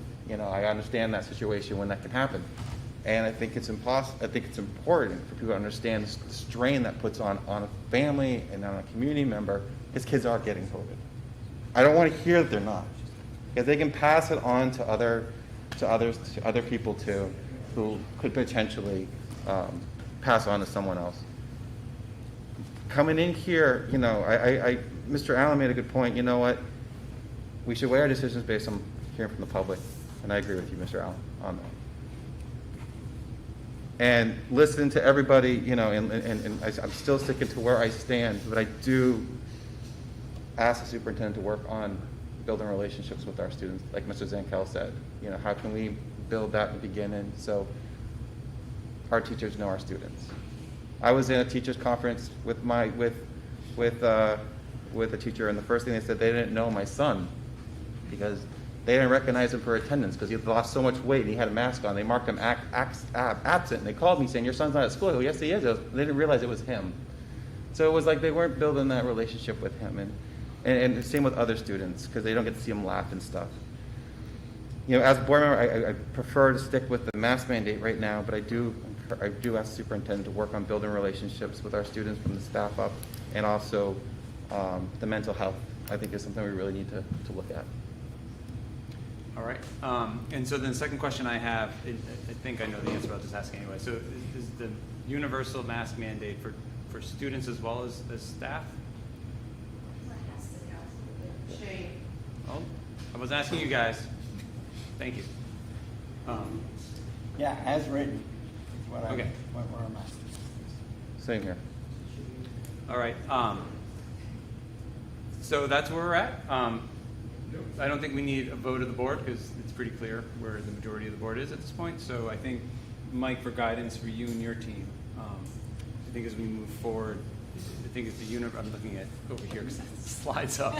But the universal mask, work on that, and then I think our next meetings will be on the 24th.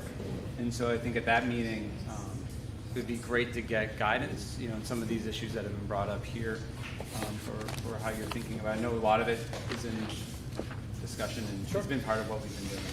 I just want to echo, all the people that send in emails, we review, we read every one of them. And everyone that stood up tonight, I've taken pages of notes from everything that you've mentioned. From the research that you've shown, from Cambridge to Harvard to the recall on the Rapids. I have listened to everything that you've said, and I will do my own work on that as well. As I said, I'm listening, I'm hearing, and I'm going to try and do our best to make sure that we're soliciting all the information and listening to everyone to make sure that we are making a safe decision. And with the will of the board in regards to a universal, if something changes tomorrow, we'll update, and then obviously on the 24th will be the return to school update, and more specifically, you'll hear directly from principals in regards to anything that you may expect at that point. So that would be the next steps coming out of this office. Perfect. Thank you. Hold on.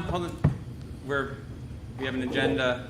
There's public comment, and so there's many opportunities to contact the board and ask questions. Now is not that time. Appreciate it. Anything else in safe learning updates, or are we good to move on for now? Just asking. Can I offer a clarifying statement? Sure. Just that it wasn't I didn't mention a survey that was done. The 64 out of 67 was just inbound emails that the board received, so I don't want there to be. What? That was in regards to. Dulcie, direct over here. Okay, that was when I mentioned a survey. That was in regards to, I think, what the schools sent out at the very end of the school year. The board has not, to clarify, sent out a survey. There has been no survey that has been sent out. I was referring to inbound emails. Thank you. Jim, can we have a 5-minute recess, please? Does anybody object to 5 minutes? No. All right. So we're going to take 5. We'll just come back at 8:30, and there may be some agenda tweaks.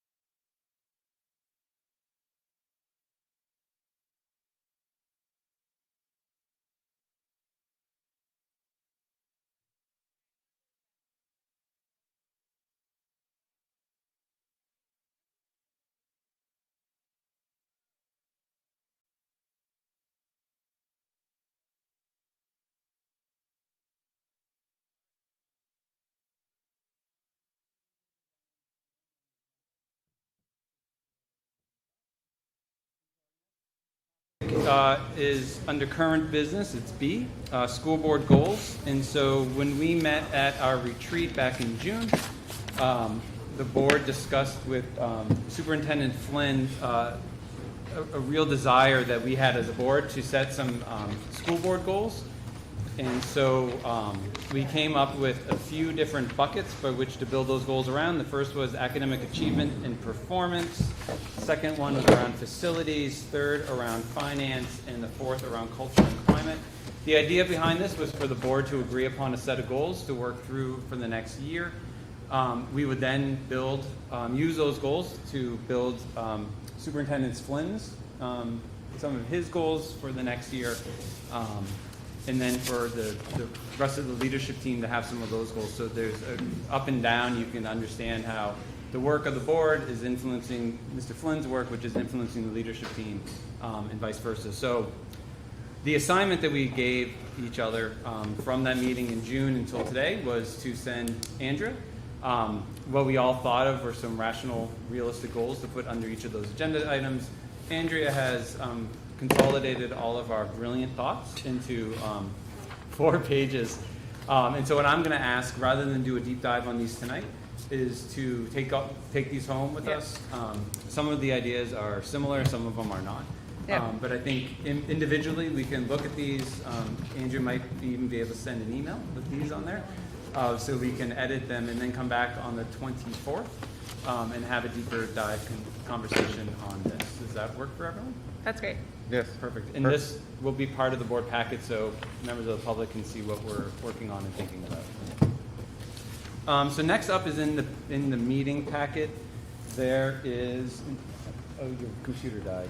Did, but it's in your packet. Yeah, and I apologize, it's going to have a copy.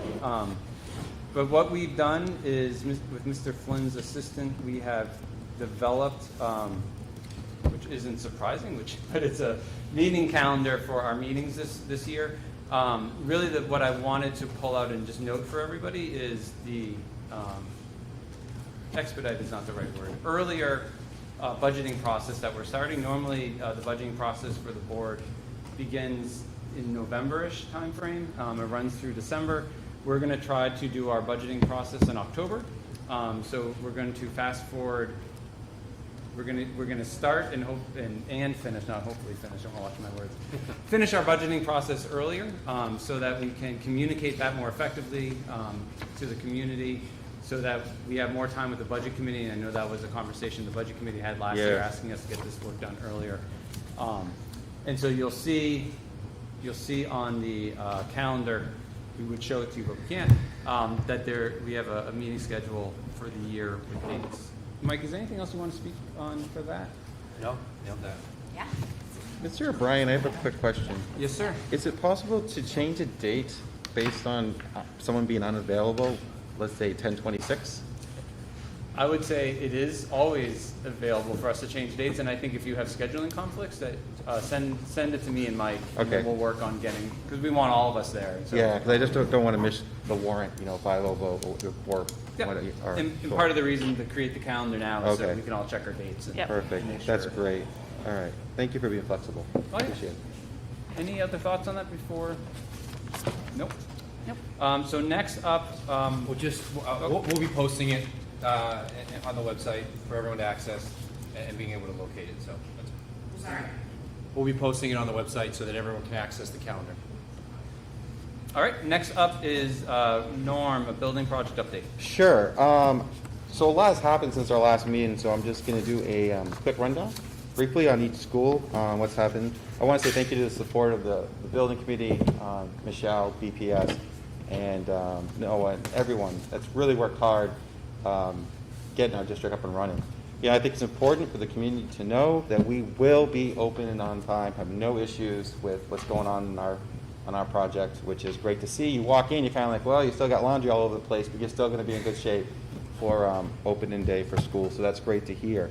So a couple things just to discuss what's going on at the school since our last meeting has been the high school, middle school, music room fully remodeled, exterior window project over $100,000 in new windows, which we talked about as an adult, 5 labs, science and technology, computer lab, flooring in multiple classrooms, media center, new flooring, gym, new rooftop air handling unit, new furniture for science areas.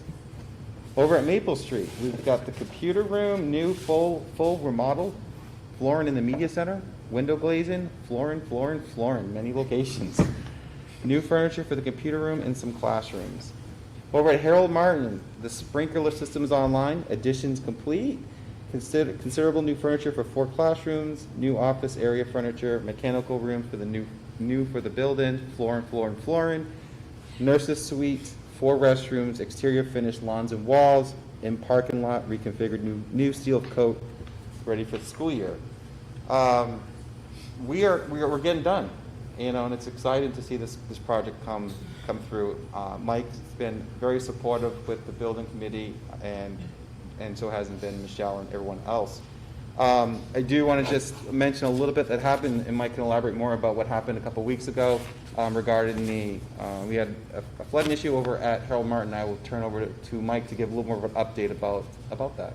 Yeah, so we had obviously significant weather, the rain that never ends this summer, it feels like. And one of those storms caused significant tree falling, I guess. There was a tree that fell at the end of the pipe on the way out for the water, and then there was also the debris that fell in the beginning and clogged. So we had some backup, which flooded certain sections, the food service area, the entryway, the pump room, I've been calling it. I don't know if that's the correct. So long story short is it did not damage any classrooms. We had our insurance company come out and survey. We're already on top of that, and it will not disrupt any school opening. We are currently, through the building committee, we are evaluating the runoff, the pipe. We're evaluating if there was any I'll call it rotor-rootering. I don't know if that's the right term either, but we're going to clean that out, make sure everything's okay so that doesn't occur again. So we're on it, we're on top of it, and we're looking to move forward. I think the greatest thing about the whole update, to be honest with you, we've had so much rain, a lot. And I have to be honest with you, we had like one little screw on the roof that caused a little bit of leak that they fixed. And after that, with all this rain, nothing.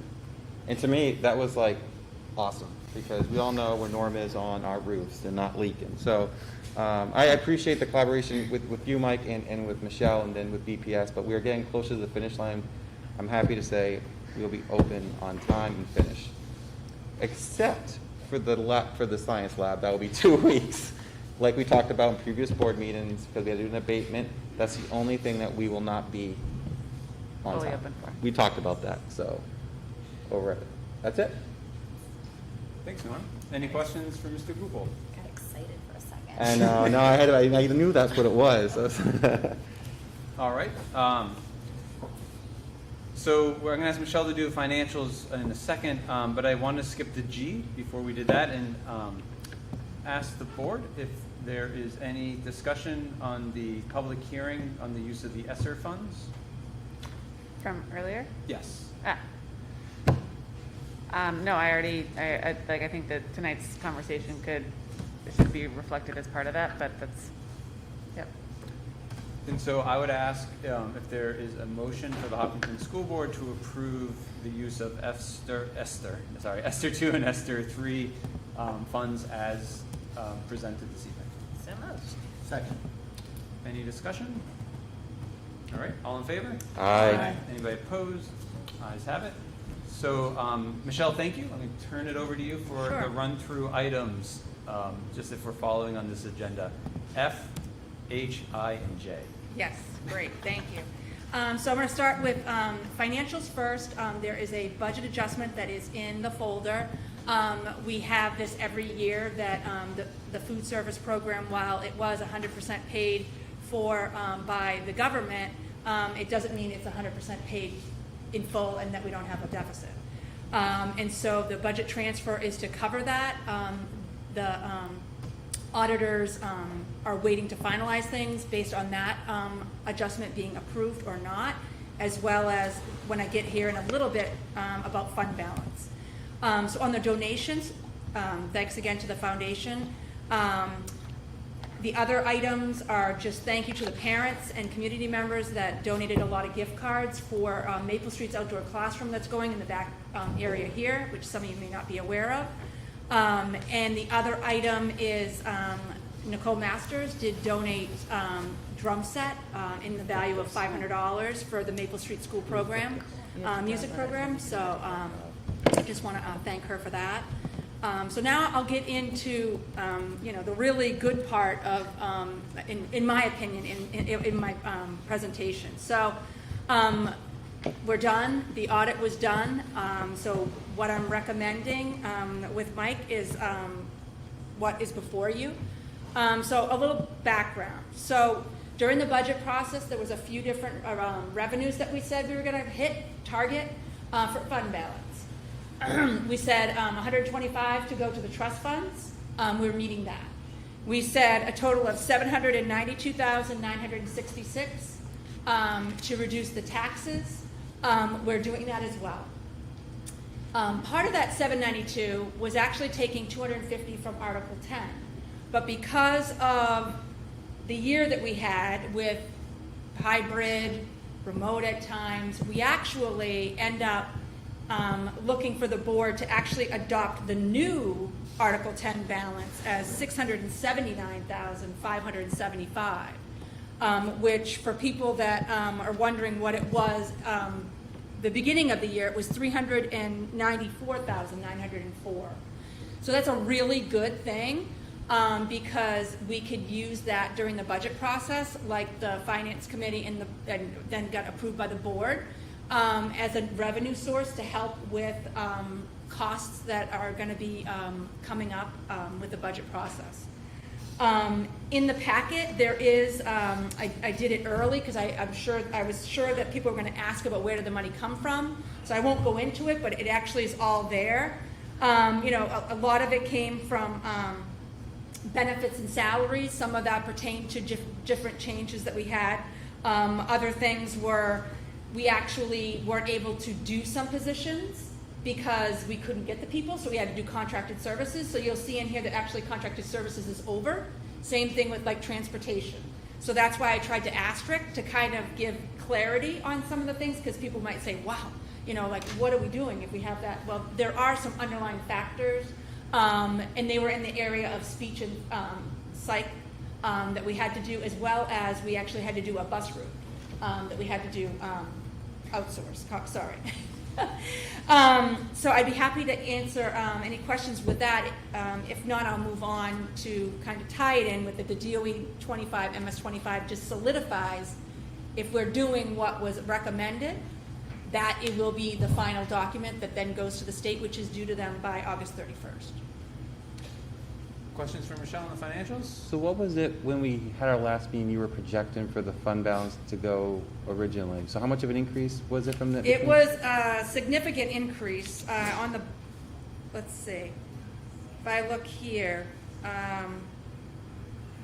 well, it's kind of muddied because, well, I say that, well, it's like less than $400,000. So we netted about an additional 300,000. 300 something, yeah. 300 after the audit was done. That now goes in Article 10. In essence, that's where it's going.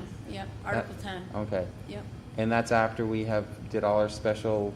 Oh yeah, all that stuff. Everything. And we netted this. So this basically, what I see here, the financial. I'm just prepping myself for tomorrow night's budget committee.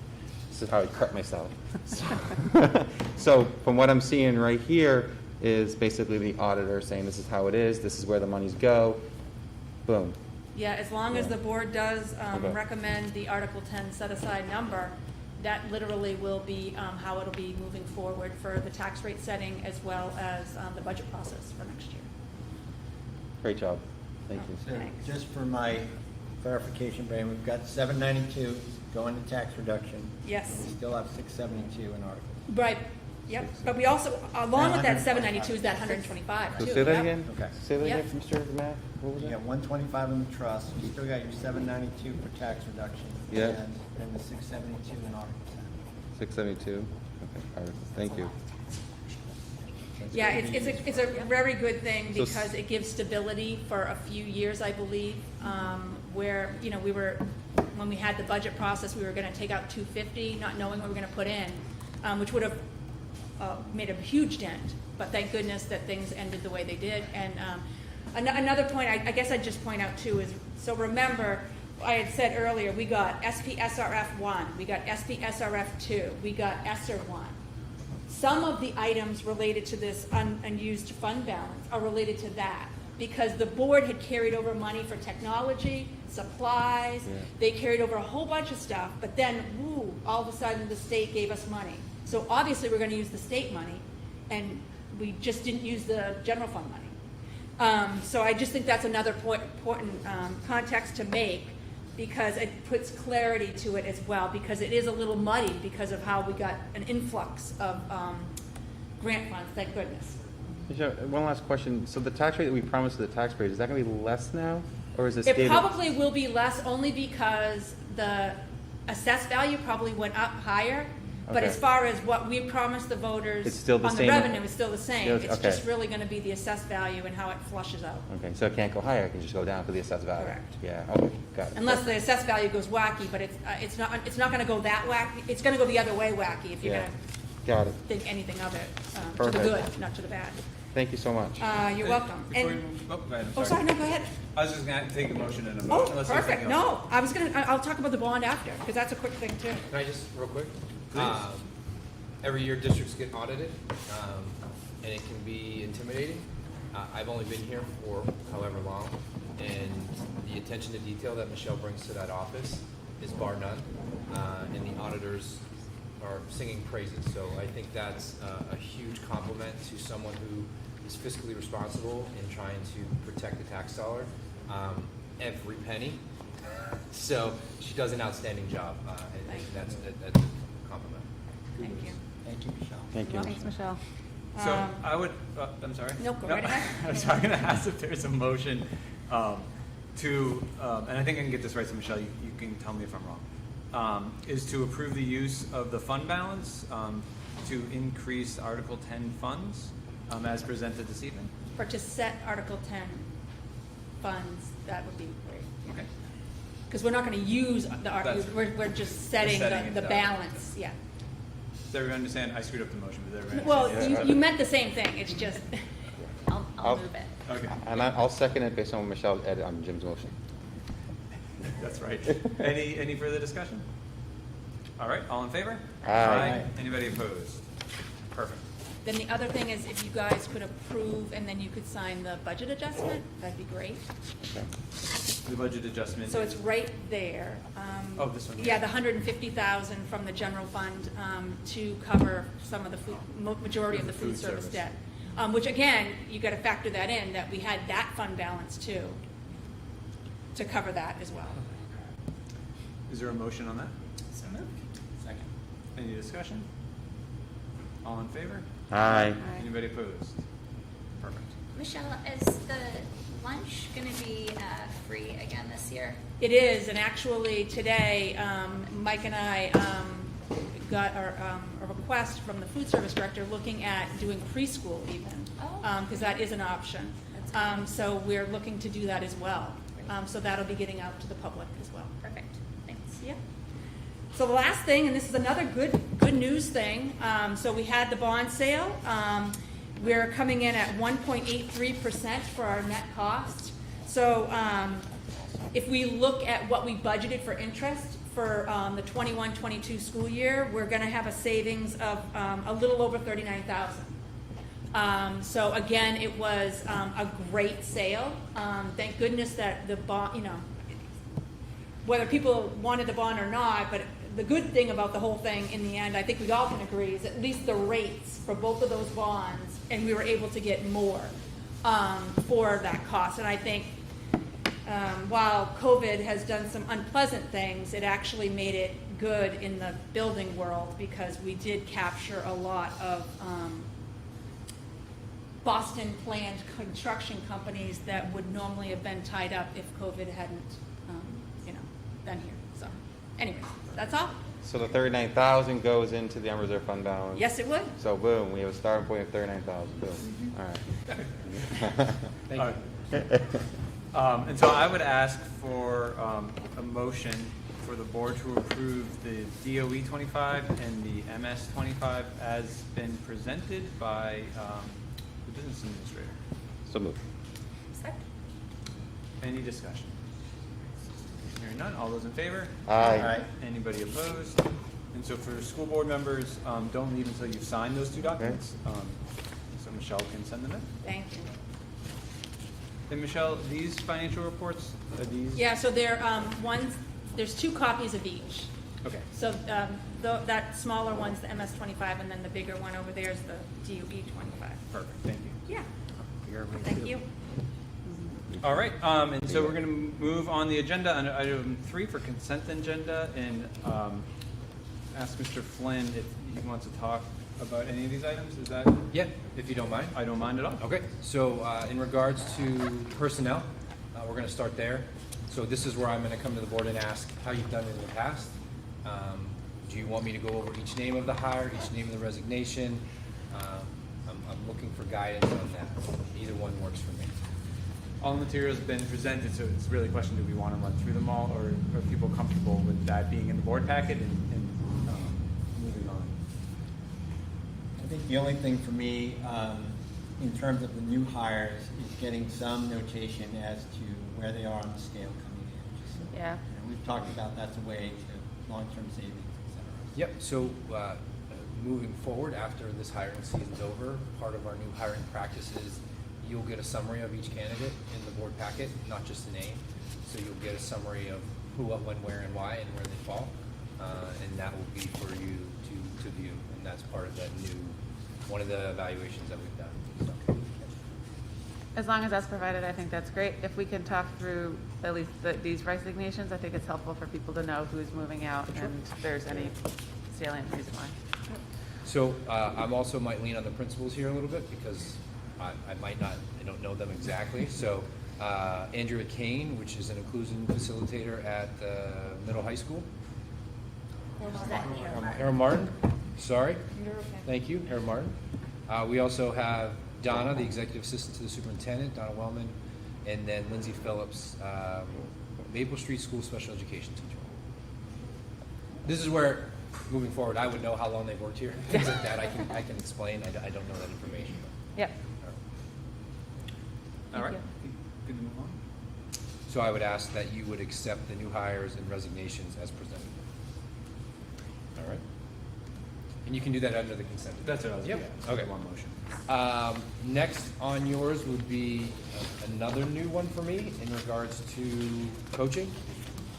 Presenting you the coaches for fall sports as presented. We still have some openings for anyone that would like to coach field hockey as an assistant coach, cross country as an assistant varsity coach, and then at the middle school, both boys and girls soccer. So if anyone is out there is interested, please feel free to contact the athletic department and suggest a letter of interest as we're getting closer to school and athletics beginning. So I would ask you to accept that as presented unless you have questions before I move on. Questions on the Schedule B? Nope. We're good. Okay, so superintendent's report. Sticking on the personnel, a longtime Hopkinton resident and Hopkinton School District teacher John Brookfield passed away. John was a former music teacher at Maple Street School, working here for nearly 26 years before retiring in 1997. Just wanted to acknowledge his family and thank him for his service. I'm sure he was a core member of the community if he was here for 26 years. So, thank you. I did send out, I think within my first couple days, a superintendent's survey. I had nearly 206 responses. So in our world of education, that is a high response level. So I appreciate that. A couple themes that have come out of there is transparency, fiscal responsibility, communication, and structure. And obviously, as I work through the year here in Hopkinton and with the board and with the admin team, you're going to see those trends is my goal as we can become better at those areas. To hear from that amount of people and have common themes, it's not a coincidence. So we're going to value that and certainly work on that. I spoke to the flood earlier. I just want to reiterate that there has been no impact on the start of school and that we are already in process of fixing all those things. Another topic that was discussed in the spring was kindergarten. There was a discussion between having 3 or 4 classrooms, and it's really dependent on enrollment. Our enrollment is not dictating 4 classrooms at this time. So at this point, we will not have a fourth classroom unless we have more move-ins, obviously, and Bill is on top of that in regards to the numbers. Certainly anything can change between now and the first day of school, more specifically with kindergarten. So they can come in waves, in droves. So if there's a change to that, we'll update the board and the community. But as of right now, that's going to hold at 3. I just wanted to talk about the building committee and how impressed I am with the level of detail of all the people involved, from project managers to Norm to who's on site. It is a very unsettling feeling for administration to walk in the building every day and see the way the buildings are, but also understand we have a long way to go technically till school starts. So I just want to commend them for their attention to detail, the updating, the working together with not only just us, BPS and Primax through that incident. It really is a great group of people, and I know they've been in it for a long time, and I'm coming in at the end to see the finish line, but again, it's a great job by them. And last, just kind of filtering off how I started, I just want to thank everybody from the board to the SAU, to the admin team over there, to the teachers that have stopped in. Transition can be challenging, and the people that have been within these walls and here since the start have been so supportive. I'm so impressed, and more importantly, I can't wait, and I'm excited to get started in some of the things that we can begin to do. But I just want to thank everyone. It's been great, and the community has been very heartwarming in their welcoming. So thank you to everybody. Thank you. So that's it. Any questions for Mike on the superintendent's report? And so I would ask for a motion to approve the consent agenda as presented, which includes the personnel report, the Schedule B fall sports, and superintendent's report. Second. Any discussion? Hearing none, all in favor? Aye. Anybody opposed? All right, so next up, we have board comments and correspondence. I would ask if there's any correspondence first of note. There is not as of now. Okay. And then I don't know if any board members have additional comments they'd like to make. Well, I was going to welcome Mike to the board at the beginning of the meeting. So, Mike, welcome to the board. I look forward tomorrow. I'll be with Rotary with him tomorrow. I was invited to join him, and we go to budget committee tomorrow. I'm excited to work with you. I'm excited. It's nice to have you guys in person, to see you guys again. I look forward moving forward with everybody. So, Mike, welcome. That's what I wanted to say. Thank you. Any other comments? All right, so that brings us to the regular public comment portion of the meeting. So I still have my list. I have a lot of head scratches on it, so forgive me if I screw something up. I'm bound to, but I'm okay with it. And you all promised to cheer for me, so. So let's start with James LeBeau and then Julie. Oh, I know, but she's already spoken a few times and you haven't, but. So we find out in order on purpose at the beginning of the meeting before you change. Okay, I defer to you all. So Amanda Gilman, please join us. I don't want to screw up anything, so I appreciate it. I don't know what the right answer is, but we can change on the fly. Amanda Gilman, 168 Westwood Circle. First point of order, I'm hoping this doesn't count against my 3 minutes. I'm wondering if there's a statute in here that says we need to know how you two would have voted on the mask issue. Is there anything that says we need to know that you need to vote at all whatsoever? No. Even though you're in elected positions, we don't get to know how you would have voted on that. That's correct. There's nothing in statute that requires it. And my assumption is on the 24th, we'll have another meeting in which we will probably formalize the vote for back to school. I just was curious, so if there's no statute. So I mean, I'm happy to answer your question. I would have voted as I think I stated many times to do the modified version. But. Okay, and Nancy, do you mind answering? Yeah, same. Same, okay, thank you very much. So, can I have my 3 minutes back? I actually have 6 minutes from. Anyway, here we go. So, the goal and purpose of a few of us who are gathered here today to speak is to shed some light and to open some eyes, maybe to raise some awareness, and hopefully garner the support of other Hopkinton parents, as well as the board, the administrators, and the people who are making the educational decisions that are going to affect our students for this generation and beyond. So the Hopkinton leadership team has embarked upon a path of social justice and culturally responsive teaching and learning, as I'm sure you all know. both for our educators and for our curriculum implementation for our students. And when I first heard this mentioned at a school board meeting last spring, much like when I first heard the term social and emotional learning many years ago, I thought, I should know what that is. I should understand that. So I started to do the research, because it's going to be part of my children's educational experience to come. This is what I have learned, and I wish to share it with anyone who hasn't been able to find the time to do the research on social justice and culturally responsive teaching and learning for themselves. This is also for those who are taking it at face value, who think that it sounds good, because of course we should all be more culturally responsive. For those that haven't had the time or the energy to dig in and think that in our small, rather homogeneous town, we of course need or are even obligated to be culturally responsive and teach our children such. And I too agree with that statement 100%. Now more than ever, we need to focus on this, absolutely. I want to see full, well-rounded, robust discussions about culture and diversity. But the difference is that I have done research on these ideologies, and I no longer am taking them at face value. I have read the books, and I know, we know, what these philosophies are about. So what is social justice and what is culturally responsive teaching and learning? Well, the goal of critical social justice is to analyze society from the perspective of all groups that are not seen as privileged. It teaches us to divide society into its underprivileged groups. For example, and I'm reading from the Hopkinton School District Summer 2021 Workshop Series on Culturally Responsive Teaching with Dr. Dottie Morris. These groups include race, class, social status, gender, religion, spirituality, ethnicity, nationality, and affectional orientation, as well as cognitive diversity, psychological, and physical challenges. So then, this philosophy tells us to view society based on which group you were divided into. This is also described as intersectionality, where you break yourself down and you say, these are my parts, this is who I am. I'm white, I'm Native American, I'm heterosexual, I'm female. First. I'm no longer Amanda First under this ideology.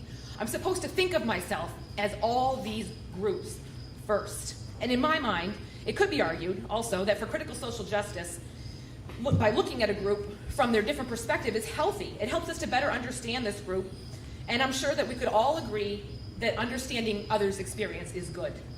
I'm not arguing that at all. However, my concern is that if by looking at myself in these divided categories, I begin to see myself in only these categories, I start to see divisions and groups first, and I start to find where I myself and others fit into these divisions and groups, rather than seeing myself and others as individuals with inherent merit and worth, simply because we are all human and we share the human experience, and that's what connects us. I'm going to try and speed it up. My concern is that the philosophy taught to our youth, this philosophy, they're vulnerable, they're looking to belong. It will lead to further divisions, and it will lead to further divisions. Critical social justice seeks to divide us into these groups, not unite us. So we're asking tonight that for anyone who hasn't done the research on these philosophies for themselves to continue to lend their ear. One of the many things that struck me when reading this book by Kendi and Reynolds is how very different this philosophy is from the civil rights movement. Former well-known leaders in the black community, W.E.B. Du Bois and Martin Luther King, and it discounts them both for being assimilationists. Not only does it discount them, but there's no mention of the good that these men did. They were criticized for all of their efforts, except for at the end of their lives, when the authors purport that both black leaders changed course before their deaths and became anti-racist, and therefore they're good. Amanda, I'm going to ask you this. I don't get 6 minutes, even if someone here who has deferred their time.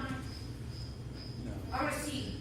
I do believe that's something that has a precedent in the past. I just asked Okay. if you can close. Okay. Thank you. This book is unilateral, one-sided, and chock full of generalizations.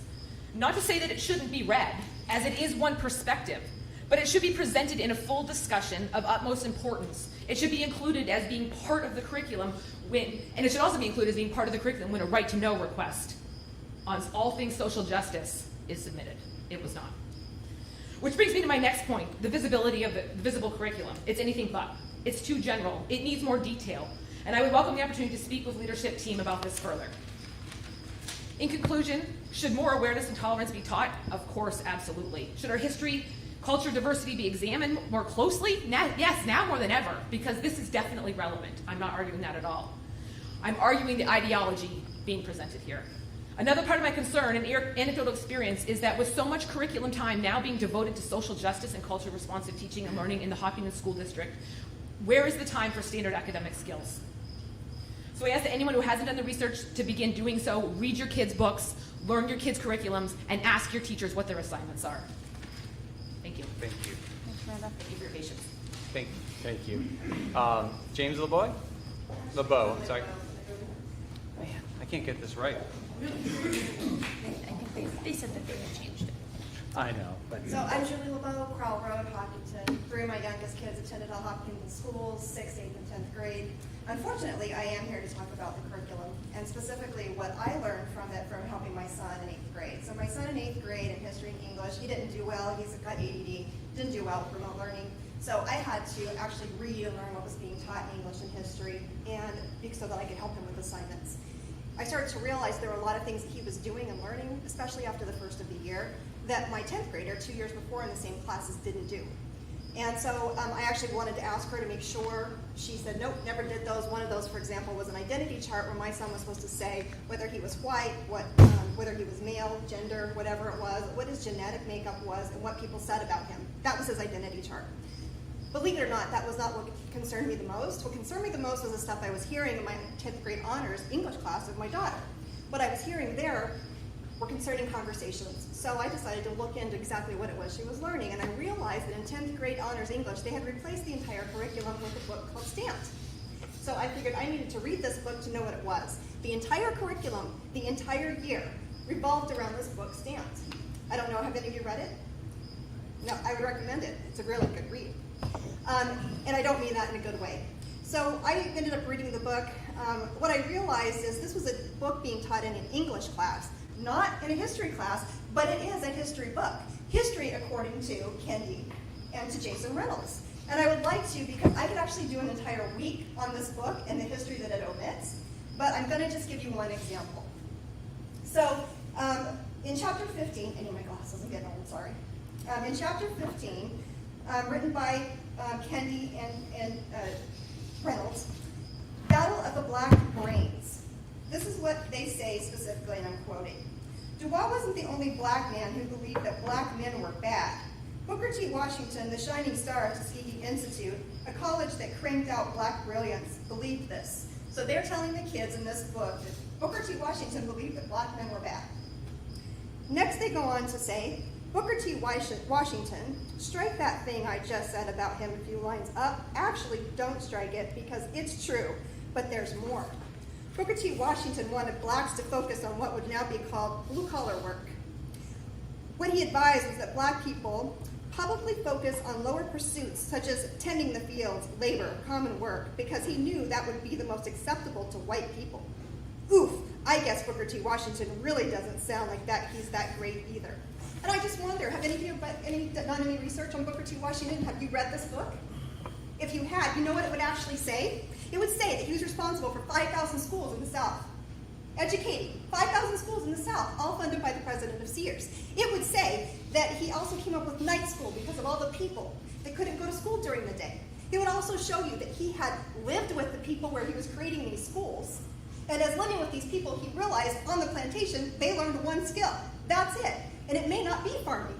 And so those blue-collar things they're referring to, that was so they would have self-survival, self-sustaining.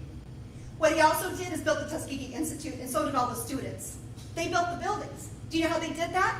They designed them, architecture. They engineered them. They created brick building facilities so that they could build bricks. They failed at building the bricks, and they figured out how to make the right ones. They had to research the technology. He wanted to be state-of-the-art technology. And yes, they did the labor to build the buildings that still stand there today. They ranked 4th in the country. Engineering, top. That's not in this book. They weren't in a history class where they could go in and read this thing about Booker T. Washington. That is all they say about Booker T. Washington in the book Stamped. That's it. This was being taught in an English class. My kid was not reading the book and then researching Booker T. Washington to give it some context. There's no context to the book Stamped. Do you want to know why? Because it's not about education. So I had asked the Hopkinton School, did you do any research on these people? On Kendi, on this culturally responsive teaching? Hopkins says, no, we got a grant, we implemented it. Did you research anything else? Nope. Okay, so I just want to tell you, I did the research. This is important, and I'm wrapping up, and other people are seeing their time.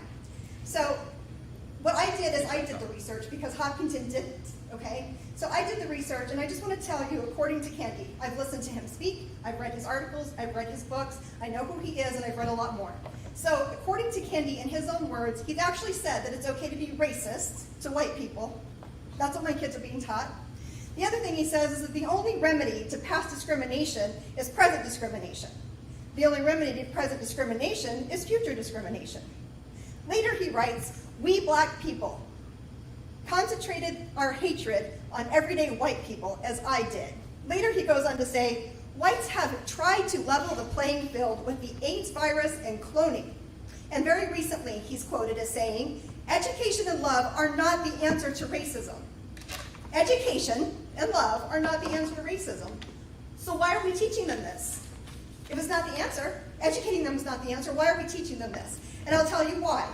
Maybe it has to do with this amendment that he wants everybody to pass to fix the original white sin of racism. He wants the Americans to pass an amendment to the U.S. Constitution that establishes a permanent department where people like him, I'm wrapping up, where people like him are going to determine, there's no political appointees, there's no oversight, and he's going to determine, and this you can find online, he put this out himself.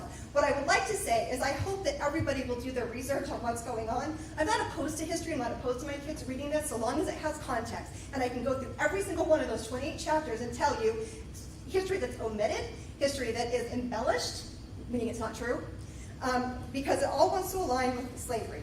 And that is, it's not one class, it's the entire curriculum. And this is unacceptable. Thank you. So I haven't been rude. I've been very nice. Haven't cut anybody off, but I would just ask to keep 3 minutes. I've said that we don't switch time. That's not really how it works. And so I'm just asking to show the same respect that we're showing to you all for going well over time. So I appreciate that. Chairman O'Brien, Jim LeBeau, I asked Craig Burrell, who's going to speak on this topic, to cede his time to me. I'm going to move as quickly as possible. If both of us talk, it'll be longer.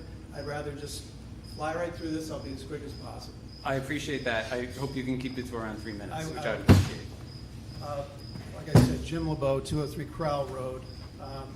Don't misunderstand what you're hearing tonight from this group.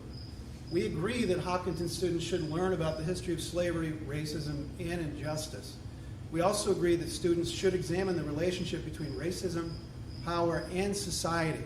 And we're addressing this important topic through the skewed lens of critical race theorists is completely detrimental to the well-being of our children, our community, and our country. It is a false and divisive ideology that does not belong in our schools. This teaching reduces individuals into categories of blackness and whiteness. This ideology ascribes whiteness as a malicious label in order to erase individual identities.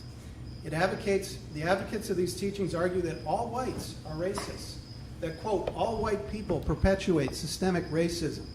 White students are routinely labeled as oppressors, and the students of color as victims or the oppressed. This type of teaching rejects equality under the law. It rejects non-discrimination, colorblindness, individual rights, private property, school integration, freedom of speech, and meritocracy. In essence, it rejects the civil rights movement that Martin Luther King Jr. dedicated his life to promote. If you look closely at the critical race theorists, their teachings are deeply intertwined with black liberation theology, which is a religion. Well-known atheist Sam Harris refers to these teachings as, quote, the new religion of anti-racism. The specific example in Hopkinton is the book Stamped. And it's written in part by a critical race theorist, Ibram Kendi, who specifically advocates for discrimination against white people. He also states, quote, in order to be truly anti-racist, you have to be truly anti-capitalist. And in order to be truly anti-capitalist, you have to be anti-racist because they are interrelated. Kendi is promoting neo-Marxism and collectivism. By the end of the book, you learn that Angela Davis is the hero of the book Stamped, who was a member of the Communist Party USA, Black Panthers, and a supporter of Jim Jones of the Jonestown Massacre. It is also worth noting that Angela Davis purchased firearms that were later used in a crime, including the murder of a judge. This is the hero of Stamped, the textbook used all last year in Hopkinton's 10th grade honors English. Kendy's hope for this book, quote, he hopes that it transitions the reader out of historical narrative and hopefully into anti-racist action. This book was written by radicals to promote radical ideology, an ideology that concludes and wants all students to conclude that the United States is irredeemably racist and must be overthrown through moral, political, and economic revolution. The head of Hopkinton's English department for the middle high school circulates a teaching guide, and it instructs teachers to avoid taking any neutral stance on civic issues like CRT, because taking a neutral stance, quote, has historically shown itself to be designed to uphold the dominant white patriarchal status quo. The person in charge of selecting curriculum has no intention of being neutral.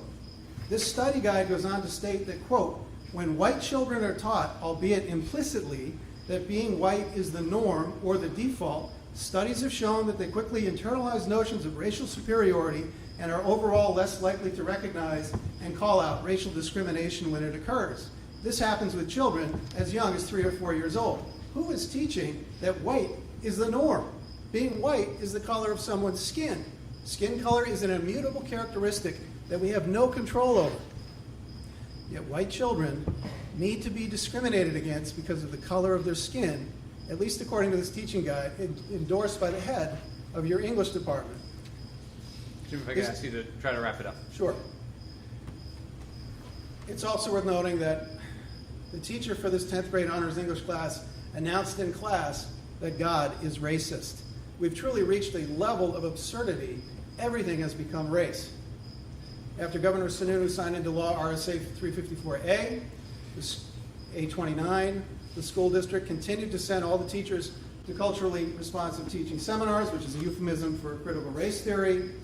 It strongly appears that the school district continues to intend on teaching critical race theory, an ideology with religious undertones repugnant to civil rights movement and our Constitution.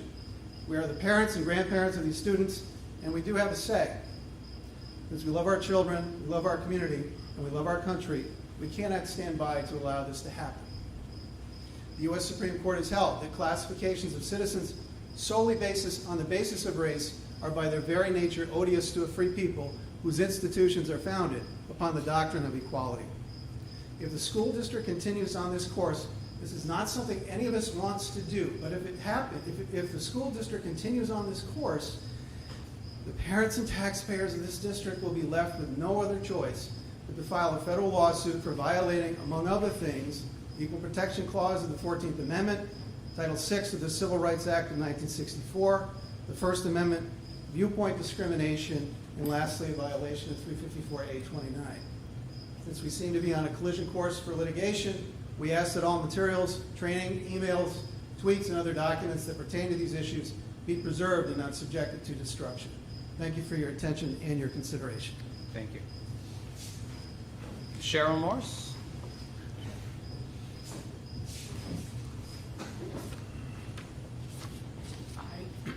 Sorry. Hi, Cheryl Marsh, right up the road, 396 Park. This is a continuation of what you're hearing. I'm here as a grandmother, and I'm here as a sub in your schools because I love your kids, all of them, and I really appreciated being able to work with them. I'm only speaking from what I've been reading, but I've been reading a lot, and I'm hoping you've got time, and as a past school board member, I know how hard that is. So if you haven't been, here's your call to arms.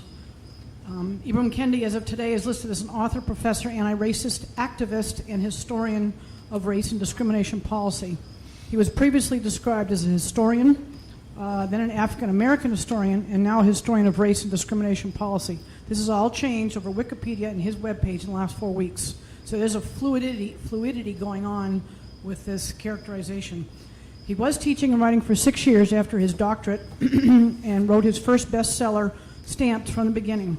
He joined forces with a young writer, that was in 2016. He joined forces with a young writer named Jason Reynolds, who collaborated on a rewrite of the book Stamped to target a high school audience, and the new book was published 18 months ago, March 2020, and rose to national fame around the tragic death of George Floyd. The book states that, quote, "This is not a history book," unquote, but proceeds to give a narrative of events and a chronological timeline of American history, but written clearly from an African American history perspective. The events are cherry-picked to suit only the narrative of the two authors. Now, I read Stamped for Kids also, and to see that it carried over, I'm suspecting this may be the book that your inclusion aides may be using in the elementary school, and you need to read this one as well. It's similar, but it has its own twists.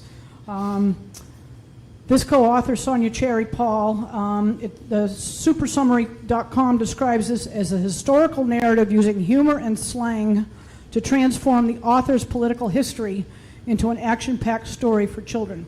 So it's worded very well to create appeal for young children. She starts out, this is a present book, not like birthday present, but an everyday present book. I want to be clear that this is not a book about this is a book about America and about you. This book is full of truths and absolutely truthful facts. But on every, it's the end of her quote, but on every third page there's a let's pause bracket with her opinions and her conclusions, a little leaving out of so very many facts of American history.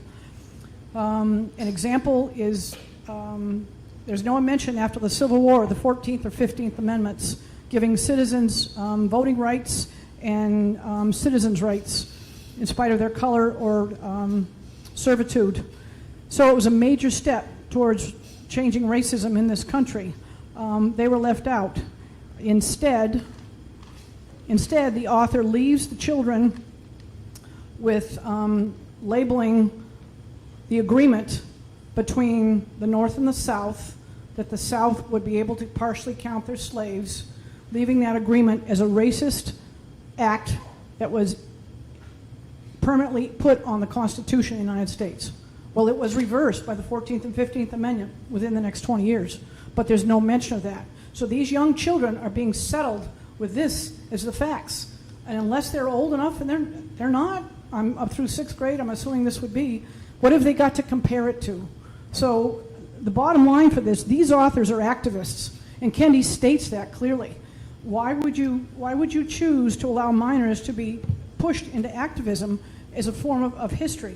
I understand the reading of these books, I understand the idea of debating it, but I don't understand it as was done in the high school, as them being used as the book to teach history. I guess that's all I have to say, and I love your kids, and that's what it's about. Thank you. Thank you. I don't believe I have anybody else who signed. I do now have other people who signed up. So, Molly Richter.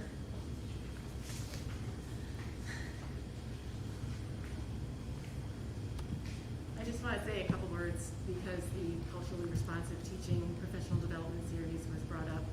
Can you guys hear me okay? Yep. Yep. Okay. I had a chance to attend one of the professional development sessions.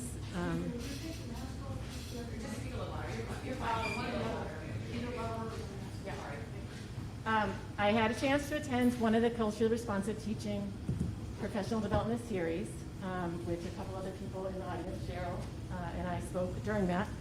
Did as well, thanks to Principal Doyle graciously allowing us to join the teachers, because people were talking about it. I wanted to see for myself. And I just want to clarify what has been said about it.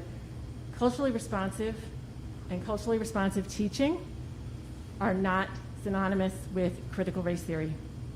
I feel silly looking at you guys, but that's the protocol here, right? The overarching emphasis of the workshop was on how to make the classroom and school more and more a place where there is space for all students' opinions and experiences to be heard.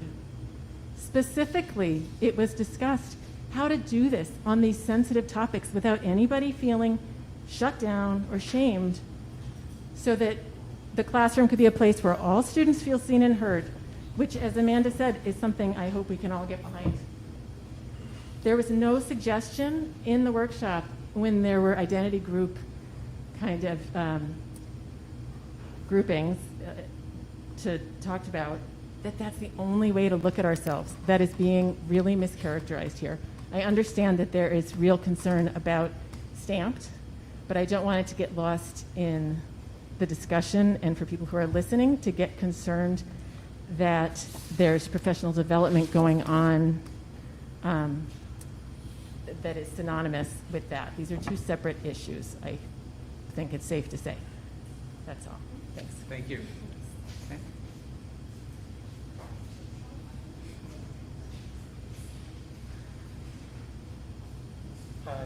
Hi, Sam Thompson. I graduated in 2019, and I'm definitely the most recent graduate here at this meeting. So I feel confident in speaking about, the practices of Mr. Krugman, Mrs. LeClaire, what goes on in their classrooms. The standard of discourse in an AP level or even an honors level class at high school is well above just taking any book at its face value. That would have gotten me a very poor grade in Miss LeClaire's class, and did. Mother Night is one of the assignments, or was when I was there, summer reading. Mother Night portrays a character who worked with the Nazis to distribute propaganda, and the book sets out to paint him as, morally gray character that, he was working for the U.S. He really had potentially good intentions to, try and give information to the U.S. And this book, if you take it at face value, it could very easily convince you that this person was not in the wrong because it's written from his perspective. And if you read that book at face value in an honors history or English class at Hopkinton, you would not pass the assignment on that book. And I think that it's very fair to expect our high school students to be able to engage with a book critically, because kids who are in our AP and honors level classes are on track to go to college. If you can't do that at college, you're not going to succeed. And so it is important that we present books not only that have ideas that are positive, but also have ideas that we can teach students to engage with and challenge, because if we can't do that, then they go out in the world, and what are they going to do when somebody presents them with incorrect information? They'll never be able to evaluate it for themselves. And just a quick other thing, I am actually a resident assistant at Carnegie Mellon now, and at CMU the culture is that RAs are really kind of pillars of the community. I do a lot of work educating in diversity, equity, and inclusion, and mental health and other things. When I got to school my freshman year, and again when I did the RA training, I was pretty embarrassed because I had a level of understanding of a lot of these topics that was well below where all of my peers were. I didn't get a very in-depth explanation of a lot of it here at Hopkinton. And it's not the fault of Hopkinton, because those conversations were ongoing at the time, and the district is clearly growing in that area. But I had to learn a lot of it once I got to school. And things like intersectionality, defining my identity, it's so much different from just like breaking myself down into these blocks. Some of the board members know, some of the administrators here know, my brother died of suicide. So part of my identity is someone who has dealt with mental health and with suicide in the past. And a lot of my close friends at CMU are Indian. Indian culture, a lot of their parents, they struggle to get support from their parents on mental health. And so their issues that they face, the problems that they face from society, aren't about their mental health, and they're not about being Indian. They're about what comes out of their identity as being an Indian with mental health problems. And those problems are very distinct from anything that I could identify with as someone who has had problems with mental health, and very distinct from any of their friends who are Indian and who don't have problems with mental health. So it's very important to understand that there's a lot that comes in from those different identities, and that's why it's important to have kids understanding them. Thanks. Thank you. Thank you. And Rita, sorry, your hand put up? Yeah, I had a small question. I didn't really small question from him. Well, this is public comment, and so it's not a question and answer session, so if you had a comment, otherwise you can reach Mr. Glenn. I have one thing to say. I'm not discounting this young man's experience, but what I will say to you, I'm happy to sit down with any one of you and go through the entire year of my daughter's 10th grade honors English with the stamp book and every single assignment and everything that they read and did wrapped around those chapters. It was not open to discussion. Thank you. Can I respond to a question that was asked? Sure. So it was asked if anybody on the board had read Kendi, and the answer is yes. I spent my summer reading Stamped from the Beginning, which is the definitive history of racism. That's the subtitle. It's a much larger version of Stamped, so that was my start point. And I'm just about done with his How to Be an Anti-Racist. And part of my motivation to read those was I knew this discussion was coming. So yes, reading, learning, I think in the world of linguistic determinism, the first part of having a discussion is that we all have common sense is how we're defining things, and that's a large part of the challenge here. So I think I just wanted to share that. All right. So with that, I'm going to close public comment. Any other business that we want to talk about this evening? Seeing none. I'm going to ask for a motion in a second to go into non-public for two issues. It would be A for personnel and C for reputation. And so I would ask if there's a motion for the board to enter into non-public session under RSA 91A:3, Roman 2, A for personnel and C for reputation, E for negotiation. Did you get all the action items? You're all set, right? I'm sorry? You got all the action items? Yeah, we're good to go. Okay, just making sure before we go. So I'll move it. And so we are going to have a discussion on negotiations. We'll have a discussion on negotiations as well. All right, so it's a roll call vote to go into non-public. So Dulcie? Dulcie LaPoma, yes. Lauren Guppo, yes. Rob? Yes. Yes. And I'm yes. Thank you all very much. We won't be conducting any business coming out of non-public other than to leave and go have dinner.